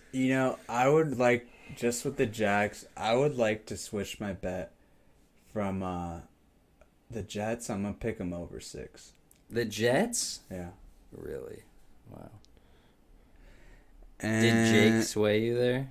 Oh, I just thought Jake about their B. team. And then I'll go also the Jags. I'll go them over 6. No, they're going under. They're going under. That's what I wanted to switch. They're going under. Jags have the 8th easiest schedule in the league. I'm taking the over. First year I coach in figured you would. college. Yeah. I'm going under. I'm taking the over. I've been watching too much Ted Lasso. I'm all in on the college coaches. Trevor Lawrence, fucking Mr. Did you have that Sunshine. same mentality for Chip Kelly? Fuck I no. guess he had one good first season. Yeah, he and had they one figured good him out first he was season, ass. and then they traded away all their good players because Yeah. his system was so great. Urban And Meyer they is sucked. on another level, but when they cut Tebow, I had What to is Ted fucking Lasso? slam the. Ted Lasso's an amazing TV show that you and Porter should watch. Okay, there was people in my class chat talking about it. Okay, Yeah. thanks, Jenny. I'll literally Now you give gotta you watch it. I'll literally give you my Apple login if you want to watch it. All right. Ted Lasso. I've got them Amazing. on the under because, dude, say what you will about, Jags are gonna Urban have Meyer. 2 wins. dude, I agree. I'm smashing the under on the Jags. And, All I know is their corners are trash. well, They are trying to trade away C.J. Henderson, who was their best corner last year, because he's like beefing with the coaches. Like, All right, this year? Yes, in training camp this whole offseason, like he's on the block. The Hawks got C.J. Henderson. I'd be hyped. First round pick last year, and was like the best of the rookie corners last year when all the rookie corners were just getting sauced on all year. All I know is they got the twin brother, the Griffins. He's gonna get burned. Yeah, I Put on an island. The Jags, similar to the Jets, could have a lot of positives if their quarterback looks good. If their young weapons just look have good. better weapons. Yeah. Is Chenault Pretty better close. than Corey Davis? I would say no, not at this point. Who on their team's better than Corey Davis? Nobody. Trevor Lawrence. Mm, Trevor Lawrence is a generational talent. The Jaguars' defense is going to be absolutely ass, probably. Absolutely, probably. I think their defense is going to suck. I think their O-line sucks. No, it's not true, but I mean, it actually, fuck, it might be. I don't know. And Urban Meyer, say what you will about him, he got run out of his own college. Yeah, he is. I like his chances of NFL success compared to Chip Kelly, but it's just too early. That's not So you're too under? much. Yeah, I am gonna say, I'm gonna go. This is a bet for like 5-10 years down the line potentially, but Robert Saleh has a better head coaching career than Urban Meyers. Agreed. I love Urban Meyers though. Well, but yeah, I mean, What do you mean? Saleh's gonna be set. Saleh is a new coach. I and think so is I think that would be. Urban Meyer's a legend. I think college that would coach. be a pretty easy bet to make at this point in time. Well, I said a whole career. I know, but he's starting out with a Jets with a better offense or a better defense. The Jets' defense is going to suck this year, too, though. I think the Jets' defense will be all right, and I think with the Saleh, only they're thing Jaguars has going for it is their quarterback, which it's a quarterback league. I mean, James Robinson. So here's some of the injuries, because the Jets have been one of the most injury-riddled teams in the offseason. Carl Lawson, their big stud signing D-end, out for the season with Achilles. Vinny Curry, their interior defender, out for season with blood disorder. Jared Davis, who's going to play middle linebacker. Vinny Curry. Jared Davis was going to be their middle linebacker, who they just signed, who is going to play Bobby Wagner's position in that same type of zone cover 3 scheme that Saleh runs. Jared Davis out 6 weeks with an ankle. Coaching. They They showed that motherfucker Saleh more than you just drove a nail into Jake B's heart. I'm more sorry. than Shanahan. Yeah, dude. Actually, seriously. Yeah. And he put Boulder Green on the map with his read option spread. Urban Meyer is a legend. His offense is used in He's a legend. so in pretty much every offensive scheme there is now. It comes a lot from Urban Meyer. Mm-hmm. But Pete Carroll's just gonna make it again. A big point. yeah. He's gonna be the only successful college coach to go to the NFL. But yet you're still saying under on Jags at 6.5. Oh yeah. Okay. And you're over 6. I'm over 6. Okay. But I am make the switch. I am over on the Jets. I did make that Okay. switch. So now this one I think is going to be easy, and I don't really think we need to spend all that much time on it. I don't even Houston- want to talk about it. Texans. It should be over under on 1. I know, Dude, but it's 4. I think if they are a strong candidate for the the first 0-17 team in NFL history. They're gonna break records, man. 0-17. I don't see a strong point anywhere on I think that team. they got the worst receiving core in the league. They got David Johnson. They Who have got beat out by Philip Lindsay? a geriatric, aside from Philip Lindsay, a geriatric running back core. Yeah. A no-name at quarterback. Their offensive line, I think even last year, was not good. I think Tyrod Taylor might get beat out by a rookie quarterback for his 4th team in a Their row. players are probably banned for masseuses. So No more massages for the No Texans. more massages. They're gonna get injured way faster. Oh, for sure. Squeeze. Hey, squeeze. Glad to see you here, man. Okay. Dude, you need to get Let's- off work let's- early on Tuesdays. Let's move on. Let's move out of the Texans. Yeah. All right, Done with the easy. Texans. All three going under on there. So then I have it still, even though I'm down on the Colts apparently compared to you guys. I have it Titans, Colts, Jaguars, Texans. I'm just flipping the Colts and the Titans. You got Titans or Colts winning the division. Wait, hold on, let me make sure I got that right. Now, if you guys want to do a bet on that, like, Yeah. I don't. I like the Colts, but I'm not gonna pick them to win the division just because their strength of schedule is pretty tough. yeah, after I laid all those nice first 5 games out So there. you got the Titans winning Mm-hmm. with an over and the Colts winning with an over? Or, I mean, the Colts going second with an over? Yeah. Okay. All right, then going on to, unless you guys want to do, like, all right, who NFC do- West. Let's all do right, it. and all right, Yeah. we'll go straight to NFC West. Okay, now this one is like anybody I think can give just about any take, and I'll be like, yeah, I can see that happening. Because, like, bro, I have no fucking clue how this division is going to shake out. I think it's going to be an absolute bloodbath. This is the hardest, obviously, division in football, but the hardest to come up with rankings on them. I mean, like, the only thing that I think is kind of a unanimous decision is that Cardinals are going to finish in the bottom half.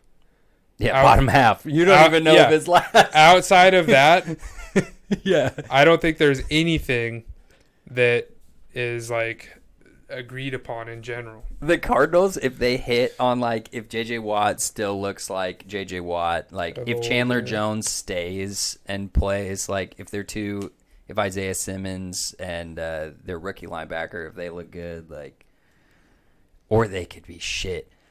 Let's go Cardinals first then. I've got them under 8.5. Damn, so you think they're going negative? Yes. Just because, like, their strength of schedule is the 29. third toughest in the NFL. Yeah, that is. I am not a believer in Cliff Kingsbury's horizontal rate offense. I think he's going to get exposed. And, like, as much as I like Kyler Murray and Hopkins and stuff, I don't think their defense is good enough to hang in games if their offense sputters with their bad scheme that I think they have. And they're the little brothers of the division. I've got under 8.5. Jay Squeeze, I don't want to hear that V word out of you. Well, actually, only when it comes to D-Hop. Outside of that, I don't care. They're not going to let D-Hop walk.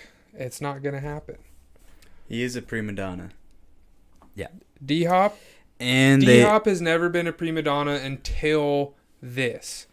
any number they're one gonna- receivers. And he's showing his true colors. They're going to know. That fucking coach is going to sneak in while he's sleeping and fucking stick a needle in his arm. Shoot him up. Yeah. Dude, fuck. I would say J.J. Watt's a prima donna too. I hate J.J. Watt. You hate J.J. Watt? How do I you think hate he's J.J. Watt? I think he's just like LeBron. He's just fake as hell. Dude, J.J. Watt is like a saint. Exactly why you don't believe he's a saint. All right. What? Okay. He is How not a does that- saint. Go to Make Cardinals any sense. win-loss. What do you think it's going to be? I've got under 8.5. They finished 8-8 last year. Their strength of schedule is 29, but dude, they're a fucking tough team for anybody. I say for 8.5. Fuck, that means you're gonna have them go 8-9. I just don't see anybody going. They're gonna probably win against the Hawks once. They're probably gonna win against everyone once in the NFC West. I just don't see anyone in the NFC West going negative.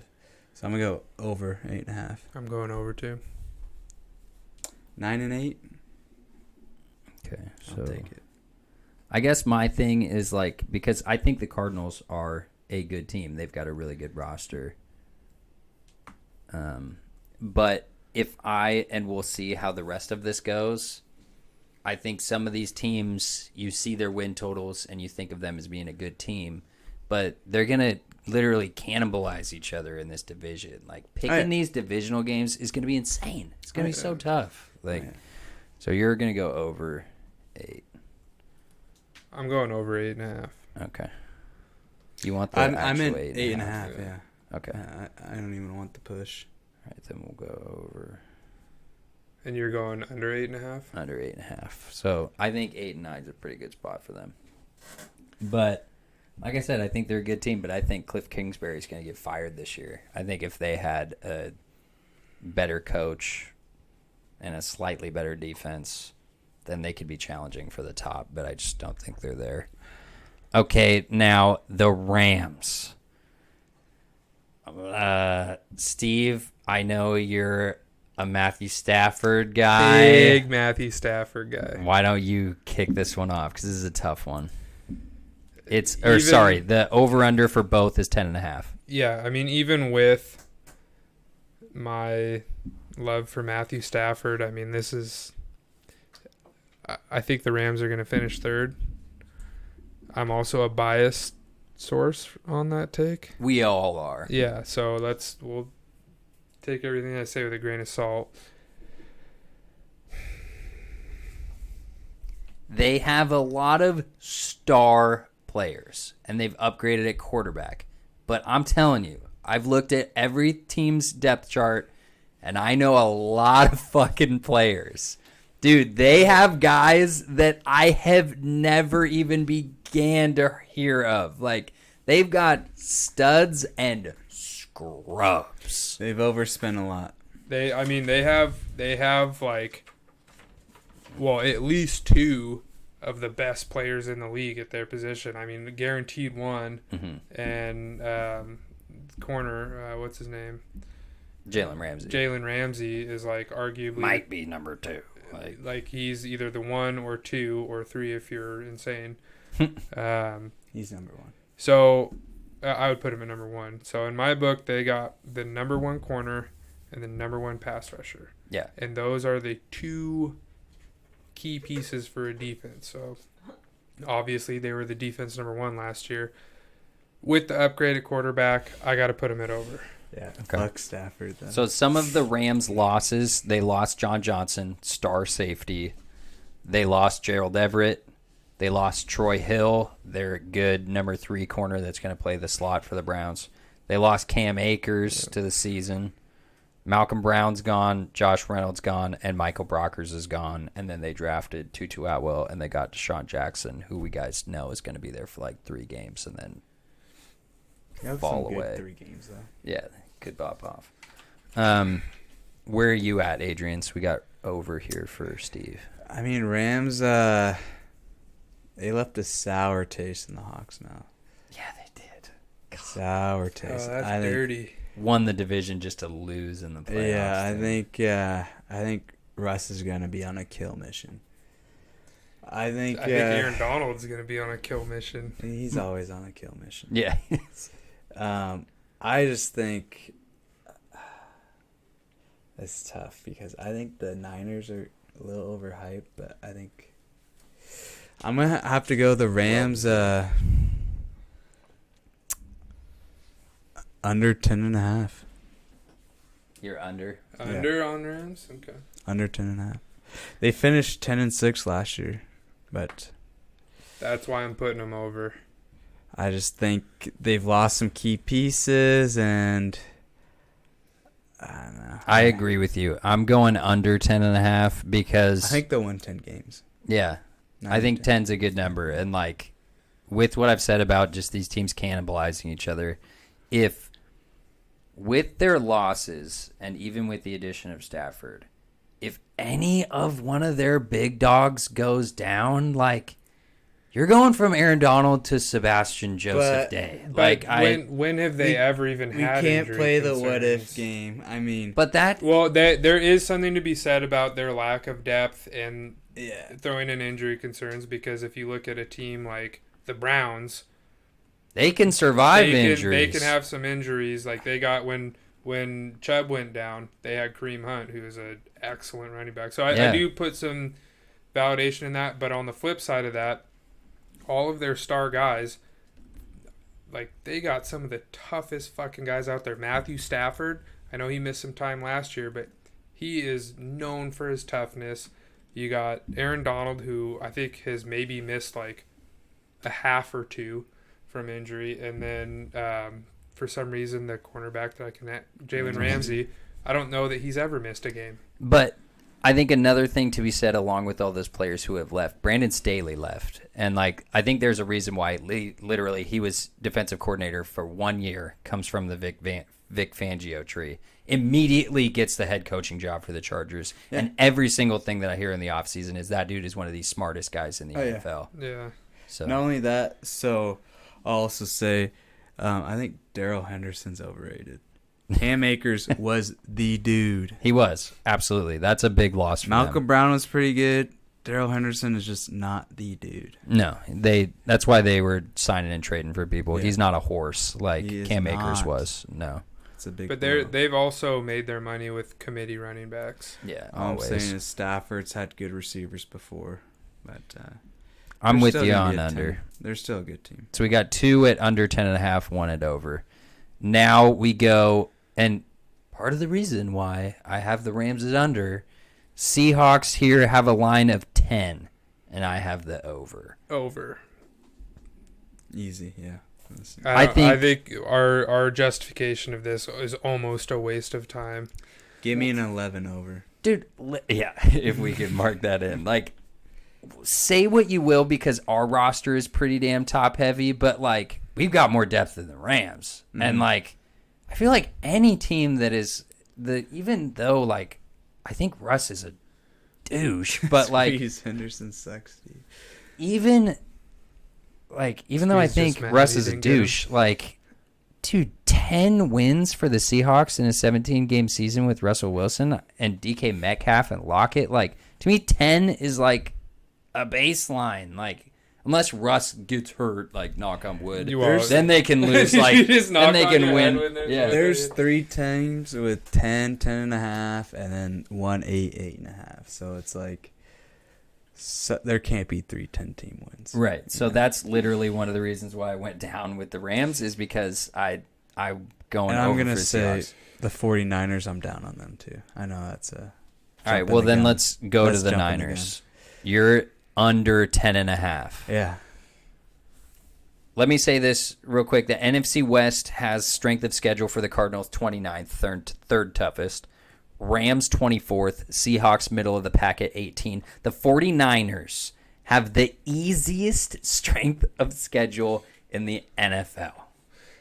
I'm going over on the Niners, and I'm going over on all 4 because I think 3 are going to hit all 4, and I have no idea which one's going to hit the under. Yeah. They are all equally liable to hit the under in my eyes, except for maybe the Niners. Okay, so when do you think Trey Lance is going to start?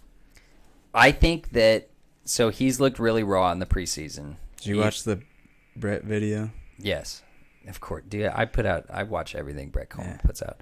But he's looked very raw. He's had some big upside plays, and then he's had ones where, like, he has no idea what the coverage is. On the underneath routes, he's throwing the ball too hard. He's, like, double clutching in the pocket and then gets sacked. Like, he's going to be good, but he ain't starting week 1. But in this last preseason game, they were putting in Jimmy Garoppolo and Trey Lance in at different times on the same drive. Give them different looks. So that tells me that they don't know who they're going to start. He's going to be nasty for the run game. What do you guys say? What do you guys think about this? An over-under on which week he starts at 2.5. I'd go over. Over? Yeah, I just think...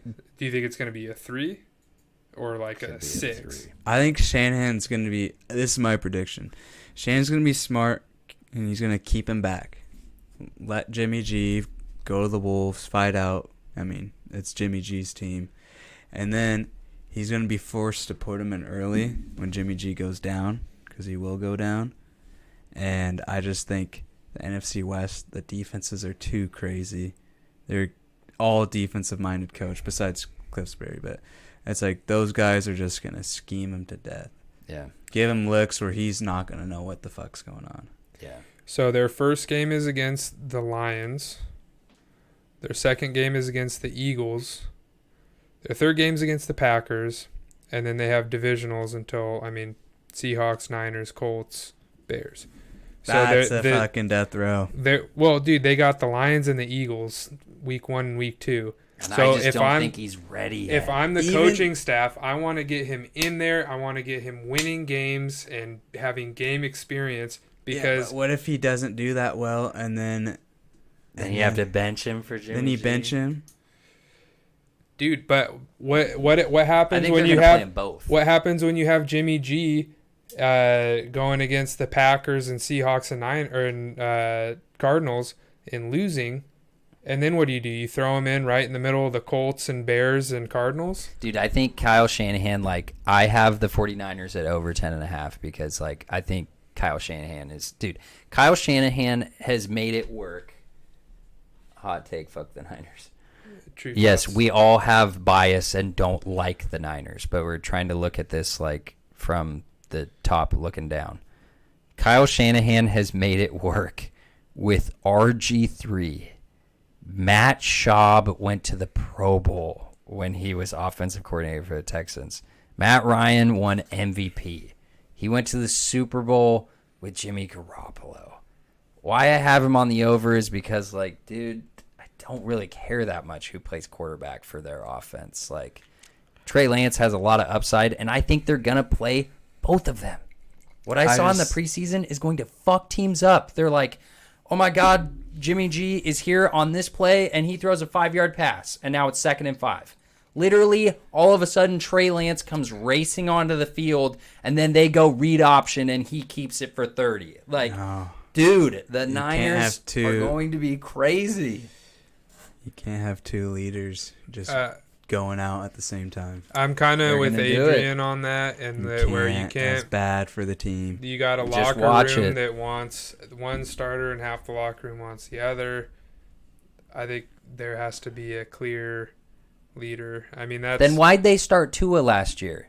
The locker room wanted Ryan Fitzpatrick to play, but they fucking played Tua anyway. So that, I think, is the future. You see a bit future of a situation. But the team was pissed about that. Yeah, because I think they drafted Tua so high. They're like, okay, we need to see what he's got because we need to see if we need to get rid of him. We drafted him high enough. We have enough in him. To get rid of Tua? What? To get rid of Tua? Because if he sucks, if the team thinks he sucks, they either A, need him to go out there and they need to see that he sucks, or B, they need him to go out there and win games. I think they're going to play both of them. What was going on was Fitz was making mistakes, and they're like, hey, this guy is just to have Tua learn. Let's see what Tua is about. But when they were winning, there were reports that the locker room was split on those two. There's also reports people were upset that Hurts got pulled out that last game, but what did the Eagles do? They got Devontae Smith out of it. They got Devontae Smith. Yeah. What do you think Hurts would rather have, that fucking last W or fucking Devontae Smith? I don't really care about that. But, the 49ers, they've got D Ford coming back. They've got Nick Bosa coming back. Dre Greenlaw coming back. Fred Warner just got absolutely paid. They fucking signed Michael Kendricks, which pissed me off. I wanted the Seahawks to take another flyer on Michael Kendricks. They lost Hyder. They've got the best offensive line in the division by far to me. Absolutely. Trent Williams, Laken Tomlinson, Alex Mack, Aaron Banks, Mike McGlinchey. Mike McGlinchey and Trent Williams are probably the best tackle duo in the league, I think. I don't even think it's really that arguable. I think they easily have the best offensive, and dude, I think they're neck and neck for the best defensive line. Yeah. Nick Bosa coming back. I like Ayuk. Hasn't finished the season yet. I like only Debo. Played one season. Hasn't finished the season yet. But then, George Kittle coming back. Kittle's been getting injured. But we were just saying Kittle's for had the Rams, one problem season and two amazing seasons. Dude, he's always banged up. No, What? he No, broke the he had- receiving record for tight ends He one had year. 2 excellent seasons, and then he got banged up for one season on like 1, maybe 2 injuries. I know we're all I know Yeah, we're all multiple. 49er haters here, but like, I'm smashing the under. all right, I'm taking the over 10 I'm and a taking half. the over. Okay. I'm playing the numbers here. I know I'm going to be wrong on one, but I think I have would a better chance on going 3 for 4 than you guys do having going 4 for 4. I would put that on the bet board. On Anyone's willing. 49ers 10 and a half. Under 10.5. $20. Yeah. Are you in? Yeah, I'll go in. All right. Okay. 20 On the bucks board. each. Boom. $20. Easy money. Do we have a dry erase handy? Yeah, it's on there. Okay, so then while you're doing that, we're going to try to run through the rest of these quicker. We spent a lot of time there for good reason with us being Hawks fans. We got NFC East. Eagles 6.5. They're rebuilding. I'm smashing the under. They're getting Gardner Minshew, and low-key Minshew may like potentially beat out Hurts like at some point in the season. Like, I think the Eagles are kind of a dumpster fire of an organization, and like, dude, they're both of their O-line and D-line are old. Would you have considered the Washington football team a dumpster fire of an organization last year before the season? No, because they got Ron Rivera as their head coach. That one move turned them from a dumpster fire Yeah. to what they are now. Actually, yes. Their defense was just building up tough. And like, dude, Lauren. Nick Solari from that they hired, like, I know it's just a press conference, but he had one of the ugliest press conferences I've ever seen for a head coach. This was Adam Gase stat, like, creepy For the hot Eagles? shit. Yes. Hey, I mean, public speaking can be hard. Yeah, but you're a head coach. You're gonna have to public speak to your whole team all season. Dude probably just had a Vegas trip. Or I'm was super under. hungover. I understand very hungover mornings. Over on, I'm under 6.5. I agree. Okay. How about you, What is it? It's plus. So 10.5 is the line. Yep. 10.5. So Adrian's minus. Let me see. That's a good bet for you, for anybody in the NFC West. Like, that's a fucking pick 'em either way. But what do you think, Steve, for 6.5? I wasn't really listening. Let me get this. Are the Jets Roasted or to- Jags better than the Eagles? We got I think they're both better than the Eagles. Wada Queasy against Baby. 49ers 10.5. We're over. Adrian's under. Cool. Perfect. 20 each. Beautiful. And we are Okay. going to need a bigger board.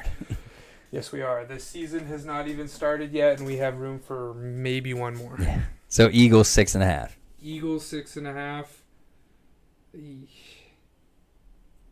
Their O-line and D-line are getting old. I love Fletcher had, like, Cox, and, 4 like, wins Brandon last Graham, year. but like, yeah, 4 wins. I'm gonna go under. Okay, that's a trifecta. Oh, both of you guys went under. Yeah. Tempted to go over, but We've got a lot of discrepancy actually here, and I'll total these all up like afterwards, but like we have a lot of discrepancies here. Which is good. Like, that's fucking awesome. Giants 7. Over. Okay. I'm gonna go under.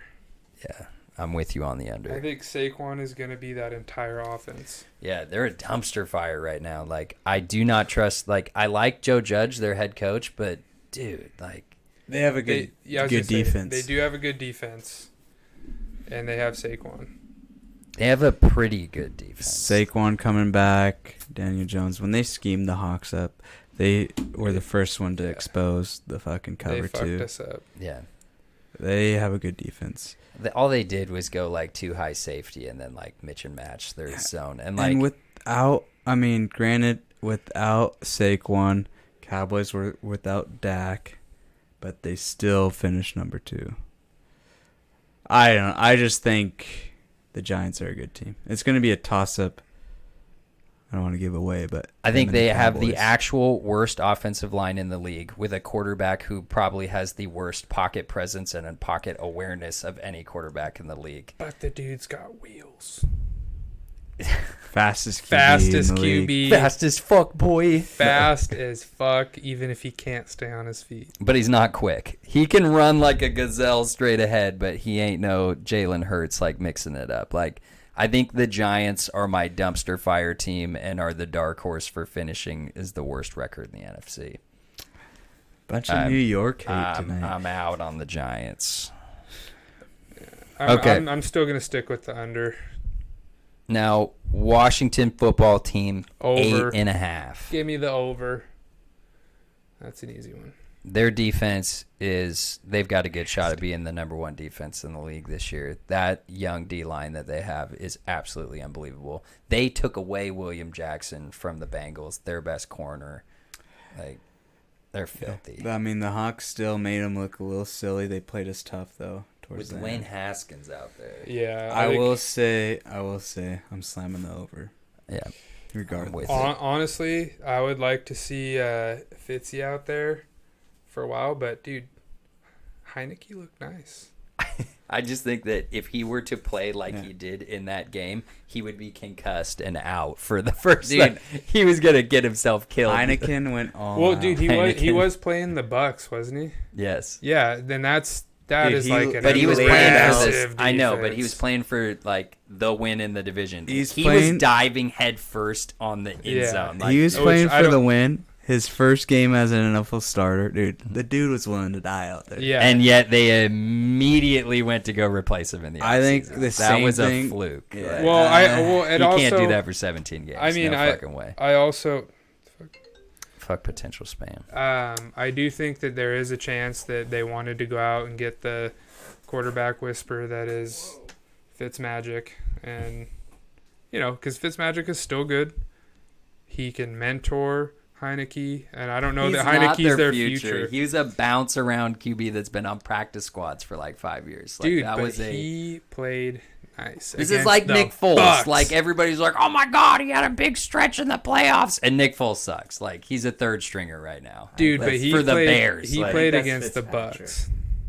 All right. I mean, You love Fitzpatrick, but I think I don't love Washington Fitz- No, Porter football big team, Fitzpatrick guy. a big Fitzpatrick guy. Big. They are legit QB away, and it's going to be tough because we're going to have to Fitzpatrick get a is double QB. the quarterback that Dwayne Haskins or Alex Smith was last year. Alex Smith's career was better than Fitzpatrick, but last year, like, Alex Smith was a shell of himself. You were about to hear some words out of me there before I you made a think correction. McLaurin is going to have a career year. Hey, And Jenny. Gibson Oh, is yeah. due, Yeah. like, Antonio Gibson to me I is like, the young Washington. stud, man. They gave the Bucks probably one of the hardest. I mean, Green Bay. They did. Green Bay dude. was there, but yeah, they gave one the Bucks. I think they woke the Bucks up for the playoffs. Julian's a hater. Blowing out his other knee. Julian, I don't want to hear that talk from a medical professional. You should be put on notice for that. Disbarred. Okay, Disbarred. so we're all three smashing the 8.5 over on the Oh, yeah. football team. Easy. Cowboys is 9. Over. I'm smashing the under. Okay, you're an over. I'm an over. All right, well, I want to hear this between you two. I think they got Dak. They got I guess they didn't get Melvin Ingram. I don't know why I thought he was going to the Cowboys. I still think they had some players. They had that dude out of Idaho last year that was injured the entire season. He's back. They got dude, I think just with Dak. I think this has been the worst Hard Knocks I've ever seen. Did you actually watch I'm 3 episodes in. it? There's only been 3 episodes. Yeah, so. and I'm disappointed. Well, the episode 4 is going tonight. They've had Micah Parsons looks unlikable as fuck on Hard Knocks. He's an annoying little shit. I like Micah Parsons. and yet has been Well, there you filthy. go. I No, like he's Micah been Parsons. filthy. He wants to play. Dude, that defense is just too bad. They've Dude, got but their offense is with Dak is fucking incredible. I think Yeah. they have possibly. I think they have a top 3 wide receiver core. agreed. I mean that their offense is going to, like the Hawks did last year, make up a lot of ground for their their average defense. I just think that might do well at the beginning of the year when teams are figuring out their schemes, learning it. And then when it comes to the back half of the year, when you're stretching for 9 and over 10 wins, you're not going to get it. That's when you need a good defense. I think What's their strength of defense schedule? 2, second easiest schedule in the league. I rest my case. I think their defense will be better because I don't think it literally can get any worse than last year, and I think Dan Quinn coming in there is actually going to help their defense a lot because they used to have Chris Richard and used to run that scheme. As soon as Chris Richard was gone and the dude came in that Mike McCarthy brought with him, where the defense literally quit on him because they thought the scheme fucking sucked and didn't fit their team at all, I think their defense will be better. And I agree with you. If Dak stays healthy, they got one of the best offenses in the league. But this is not one like I'm going to do it here, but this is one that I would stay away from. I have no idea if they're going to get 9 wins or more. I don't know. So, 9 wins or more. If they get 9 wins, oh fuck, my phone just died. If they get 8 losses with their strength of schedule, that means you could push the 9.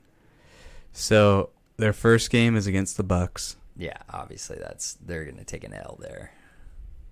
Yeah, I hope so. So they got. It's going to be a shootout of a game though. The That's going Bucks, to be so the much Chargers, fun to watch.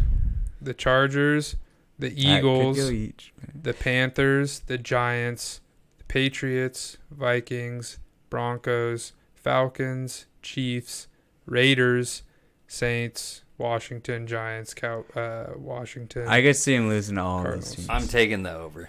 I'm taking the over, dude. I could see him losing to every single one of those teams. Dude, I think they're going to The beat Raiders, the Giants. like, yeah. Maybe not the Raiders, They're but going to beat the Giants. They're going to beat out the Eagles. they're going to lose to the Raiders. Eagles at least once. It always happens every year. Okay, I'm taking. Steve and I both have over. Adrian has under, but if this was me really betting, I wouldn't bet on this one because I have no fucking clue. All right, we got to go a little bit quicker. Packers, 10 for DK, 10.5 for Caesar's Palace. I'm smashing over. Yeah, I'm over. Mm-hmm. Okay, Well, then the- we're just going to take yeah. the 10 because We that's don't even just need to talk about the Packers now that A-Rod is back. for real. Take the 10.5. Well, it doesn't matter for us anyway because we're all on that one. Vikings, 8.5 for DK. Caesars is 9. I'll take the over on 8.5. Okay. They're a kind of a bad vibes team right now with like Irv Smith going down. They really don't have any weapons outside long is Cook, Irv Thielen, and Smith Jefferson. He just had surgery on his meniscus, so it's going to be like 4 weeks or so at least. I also, with that pick, I thought they had the second easiest schedule because I was No. looking right here. It's 17. Yeah. They're I'll middle still of the stay pack. over. I'll stay over on 8.5. I'll stay over. Okay, so then we're all... Fuck, man. This one I really struggle with. I wouldn't bet on this one either, but I'm going to go with you guys over 8.5. I just think the Vikings are a tough team. They always are They're a hovering tough around at team. least 500. Yeah. Their defense is going to be better. Like, Daniil Hunter's back. Everson Griffin just re-signed. They got Dalvin Tomlinson. Patrick Peterson now came there. And Mike Zimmer, like, that was the worst defense he's ever coached, and I don't think it was all his fault. I think they'll rebound. You got Dalvin Cook. Yeah, Dalvin Cook and expected to be better defense. yeah. And then the Bears for both is 7.5, and I'm going over. Easy. I think I would swap. Well, we never did the NFC West. Who finishes what? I'm going Hawks. Oh, yeah. Hawks, Rams, and Niners. I'm keeping it as is. Same.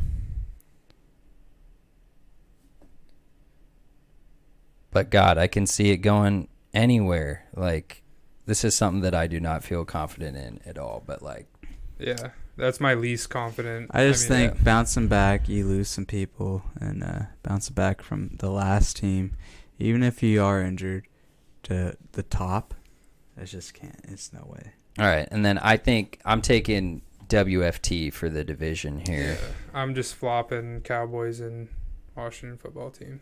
I got WFT.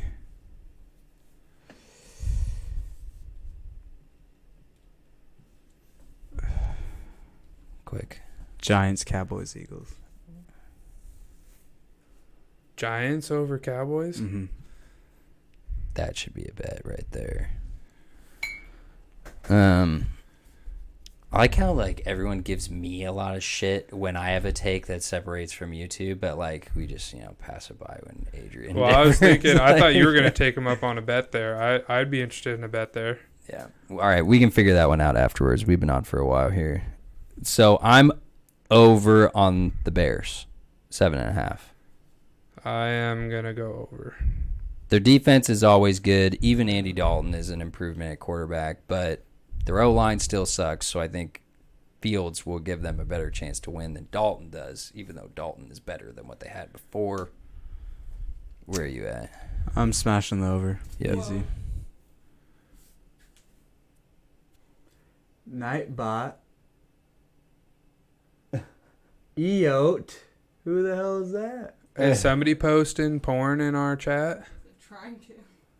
Well, he might just be posting like odds or something. That might be Julian.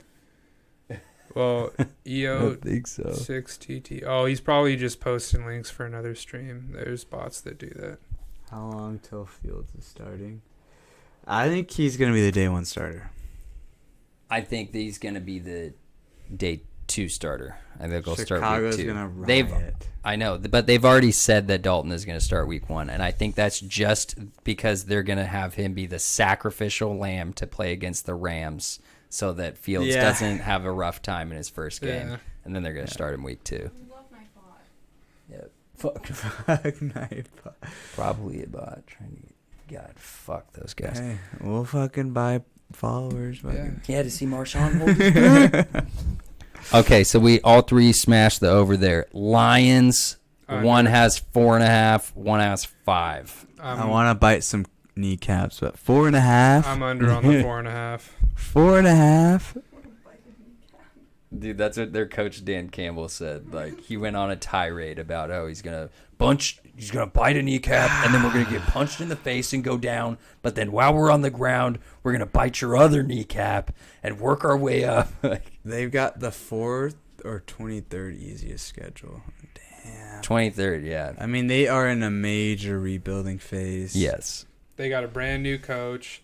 They got a significant downgrade at quarterback. I'm going to Their go outside weapons are worse. Kenny Galladay, Marvin Jones, both gone. I'm going to go under on the 5. Yeah, so all three under. No, I'm under on the 4.5. Ooh. Well, you can. No, yeah, I want to be under on the 4.5. Damn. You guys. Okay. Yeah. I'm going to stay under 5. Sorry, Detroit. Just doo-dooed on. Yeah. That was an easy. When have they been good? They had like 1 year with 9 wins? Like, fuck. They've taken nothing but downgrades except at the coach. Okay, so now this one I think is going to be an easier division. Bucks are at 12. Ooh. NFC South.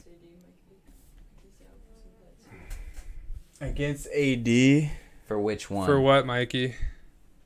If this is the Eagles, or if The this Niners is the Giants Cowboys, Under 10.5. or if this is the You guys go ahead. yeah I'll watch. Dallas over Giants. Me too. Put me down for that. So do you want to go all three of us? No. I'm not paying 3 people money. So do you want to do any of them? No. I made my bet today. He's pushing out Mikey. See TJ, now give him shit. Now flip Yeah. him shit. Like fuck, everybody ganging up on me. I was trying to get in on that, and then all of a sudden, Mikey and Porter trying to get in on it too. Yeah, 'cause that's You That's guys wild. didn't even you didn't make an offer till Mikey and Porter started. No, he I literally said Yeah. I'd take you, and You Porter's like, did. "We'll figure it out later." yeah, rolled the tape. yeah. You For real, gotta- though, you that gotta- is happening. Mention All right. some money. Bucks He is didn't at 12. mention any money.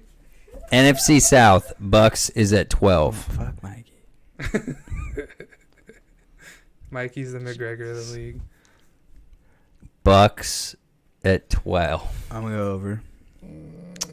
Oh, they didn't finish too strong last year, but yeah.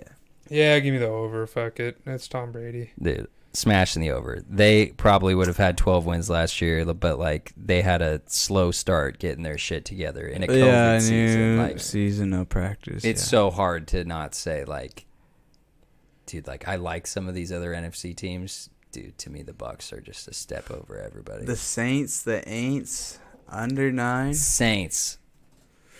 That's tough. I'm taking the under on the Saints because they've lost some of their defensive pieces with Hendrickson going.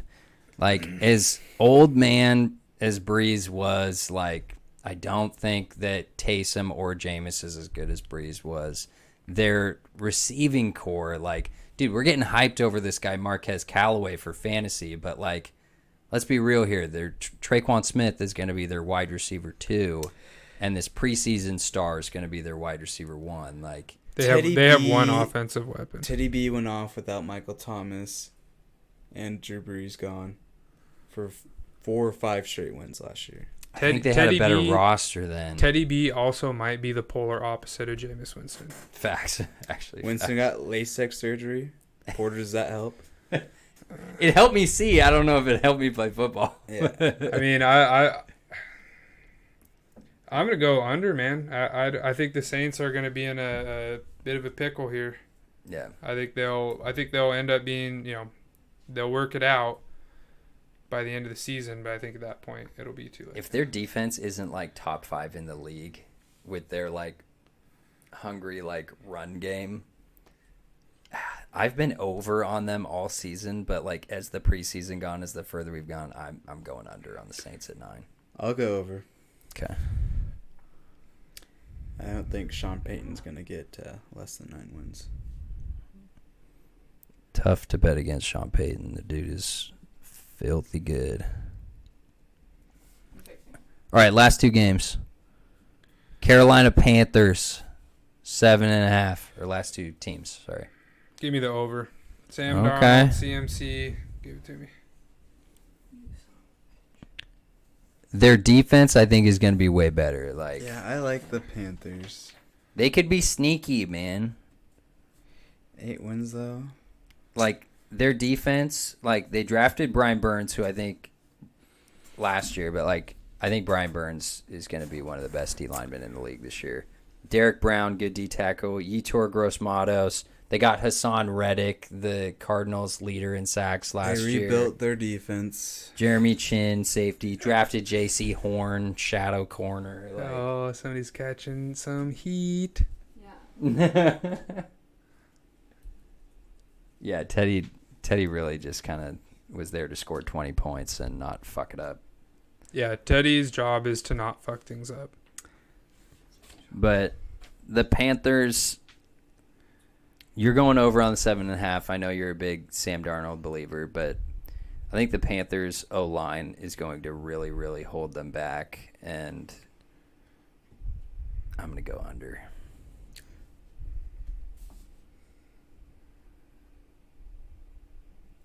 You're the split here.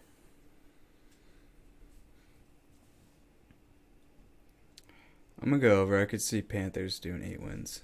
Okay.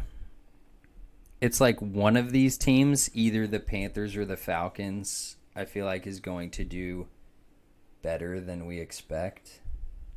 I would almost... And it's hard for me to know because I think one of these teams, the Panthers or the Falcons, could come out and be pretty good because I think the Saints are going to fall off a little bit. It's hard with the Falcons' new coach. I think the Falcons are really good. I love Arthur Smith, though, man. Like, I think he's going to be a great head coach. I think, but first year, you can't do that well. I'm under on the Falcons. I think they're going to go into a half-assed rebuild, and I think Matt Ryan's going to fall off a bit, and I think it's going to be a rough season, another rough season for the Falcons. I agree. I think their defense is going to be absolute dog shit.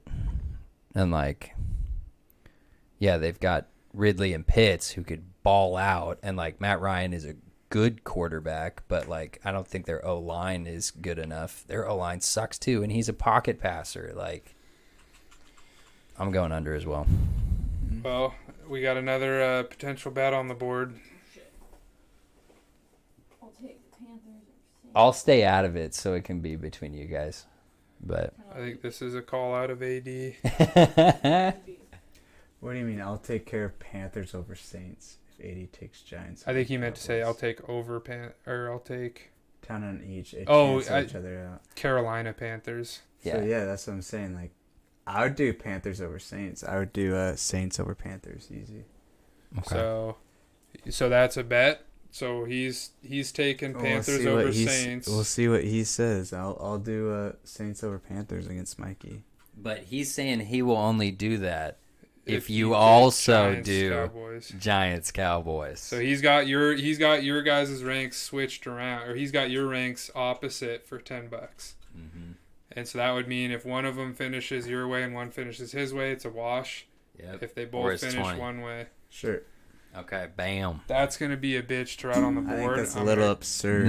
Then we can put it up right afterwards. Wait, let's let Mikey clarify and make sure that's what he meant, because that's what I assume he meant. I don't know. Oh, he said 10 each. Mm-hmm. Yeah. So that's 2 separate bets. I'll take him on the Panthers over Saints. So you're not feeling your the. I just Giants think. over Cowboys? I mean, I was just throwing it out there. I think that they could. I just wouldn't bet money on it.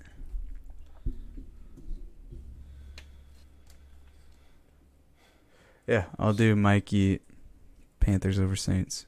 And also reading the chat, I'm totally with TJ on Terrace Marshall. Well, he also said if AD takes Giants over Cowboys, so I think it's either an all or nothing.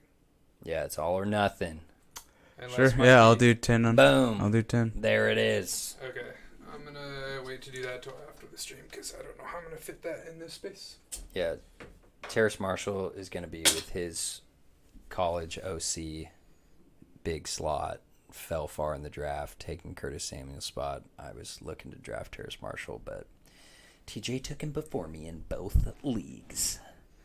But okay, so then I think Bucks are winning the division.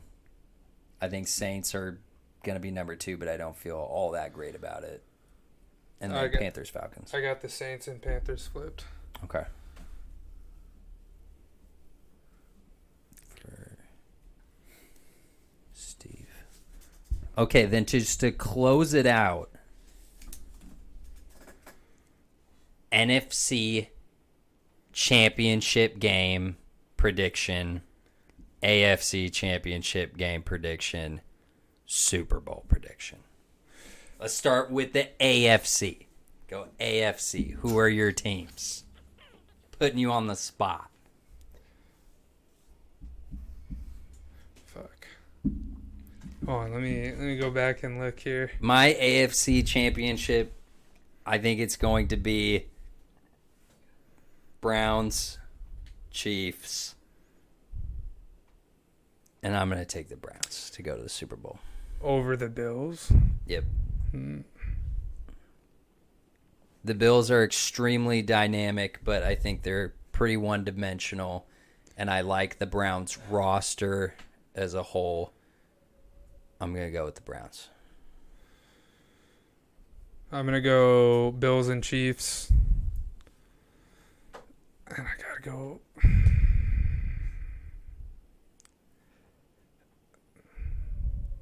I'm being a little crazy here, man. I'm gonna go with the Bills. Okay, it's not that crazy. I went with the Browns, for God's sake. Yeah.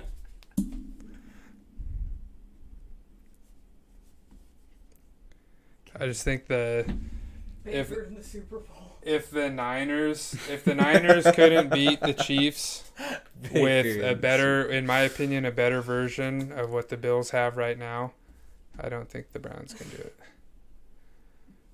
Yeah. I think you guys seriously just like take the quarterback and overweight it a little bit too much. And I think Baker's completely underrated as a quarterback. And I think the Browns offense is going to pop the fuck off this year.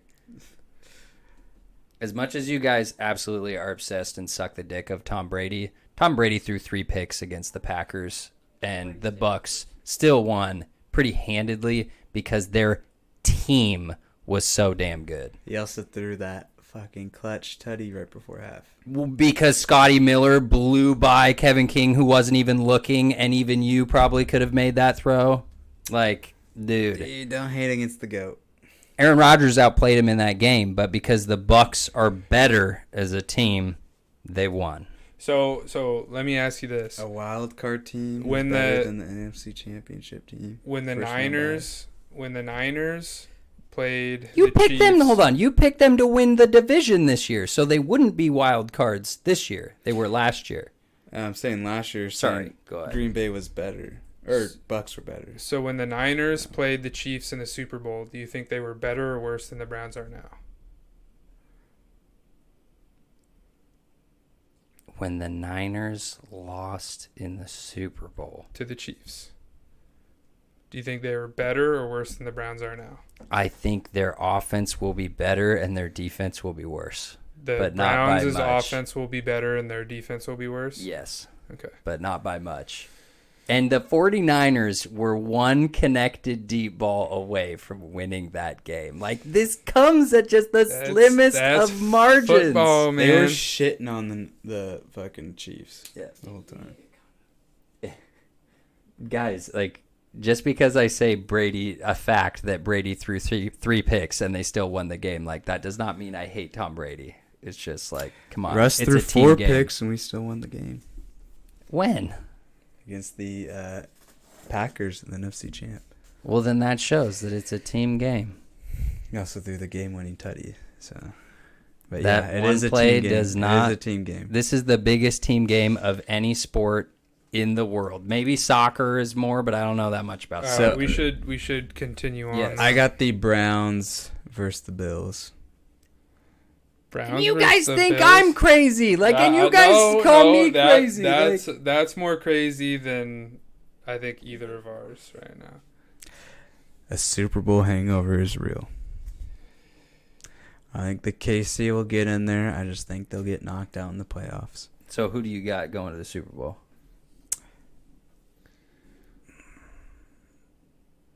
That's tough. Say Cleveland. There you go. You guys are just saying, like, Baker in the Super Bowl. Like, No, that's what the chat said. well, good. That was sweet. Right above the yak is strong today. Good. So Tots is an insane person. Cincy Like, versus oh the my Chiefs. God. Who are you? And then Titans versus the Ravens. No, Lamar's never going to the damn Super Bowl. I don't think either of those teams are going to be going. Bro, look at the over-under. Like, dude, Cincinnati, what was it, 6.5? I think he's Like, just saying that because he has Joe Burrow. Oh no, that's different. All right, NFC. Well, Hawks. I think we can all three agree. If we don't choose the Hawks, then then you're just going to we're be, like, we're cussed shitty at and, people. like, Yeah, fucking- we're going to be ousted from the pod. But no, I'm sorry. I don't play that game. I'm going to do Hawks Bucks. I think I'm going to do Hawks Bucks too.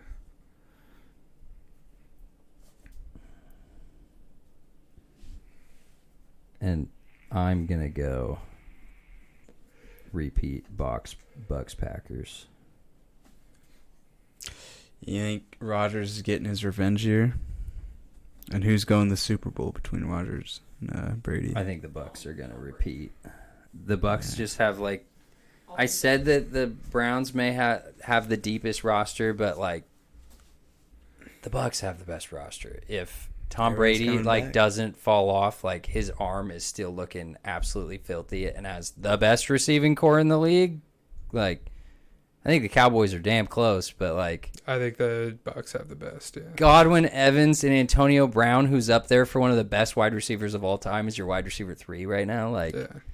I think when you have AB and Gronk in the playoffs, That's true. Gronk too. Don't forget Gronk about will Gronk. kind of coast through the season, but playoff time, who's going to stop Gronk one-on-one when it comes to crunch time? well, because all of the receivers, you have to make sure you cover them and, like, maybe bracket at least one of them, and then Gronk's going up the seam, or even OJ Howard if he's looking good, and then their O line's the best, probably top 3 best pass blocking O line for sure in the league. Like, I love JPP and their D line. And they got playoff Lenny. And Devin White and Levante David are probably the best linebacker duo in the game. Like It they're is fucking stacked. insanely hard to repeat, so I just don't have them going to the Super Bowl. You have the Hawks. I think Russ gets his Russ is revenge gonna game. get his revenge on Brady. Mhm. Damn. All right. It's gonna be a fucking. Now, would I put money on this? I already did, so we're good. All right, bam. There's our predictions. So then, okay, for me, Cleveland Browns versus Bucks in the Super Bowl, and I got the Bucks to repeat. I know that is not a hot take, and that's not fun, but they're too good, man. Somebody was hating on Tom Brady, who's now predicting Well, I'm picking that them we're as Super Bowl because the repeat champs. Yeah. I think it's a lot easier in NBA for a repeat, but NFL's damn near impossible. So I'm gonna go Hawks over Browns. It's gonna be a fairy tale ending.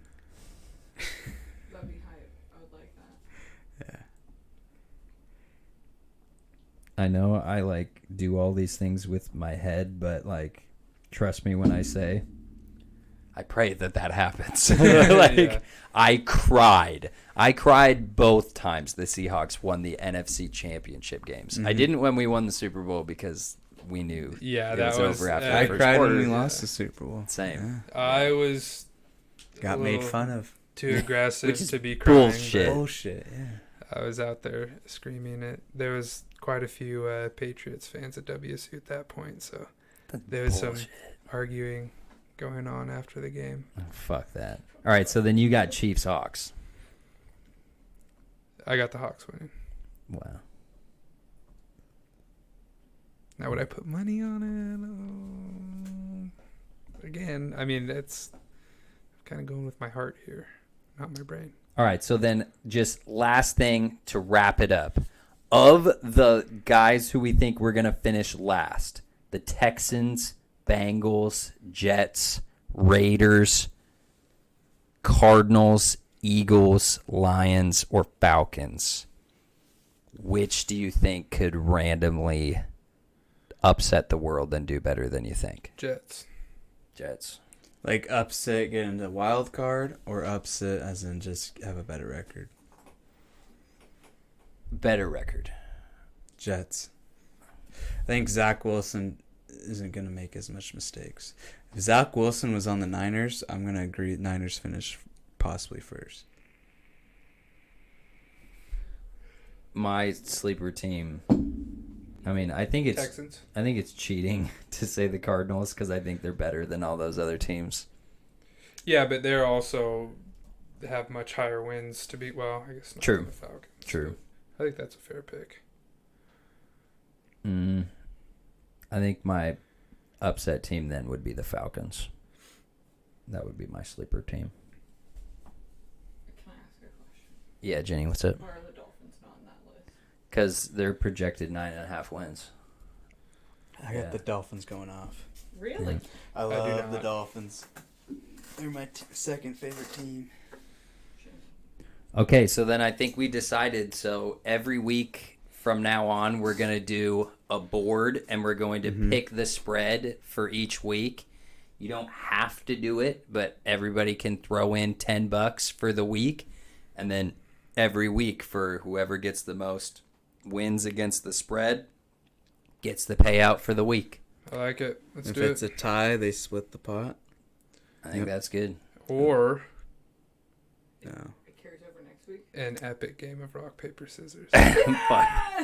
That's too controversial. I vote a split Yeah, of the split. pot. Well, in the usually in pick'ems, there's like an extra little slot where you pick the score of a game, or you pick the total amounts.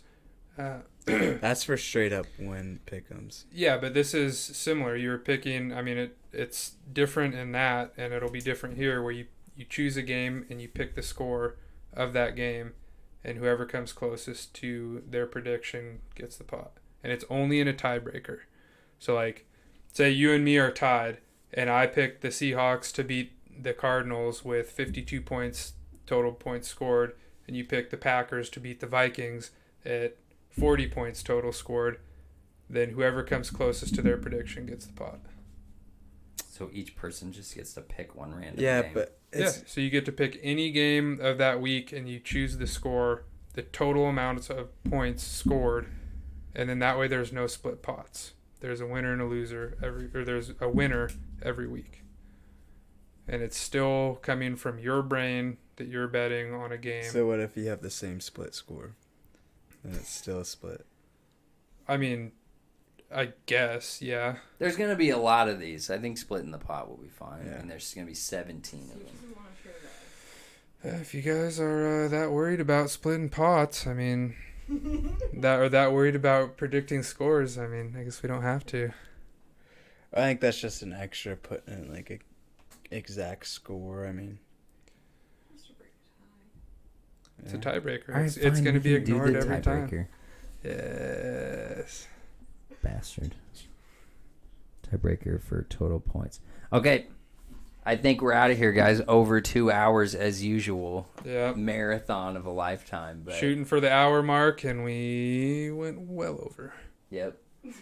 Deuces, y'all. Peace out. peace.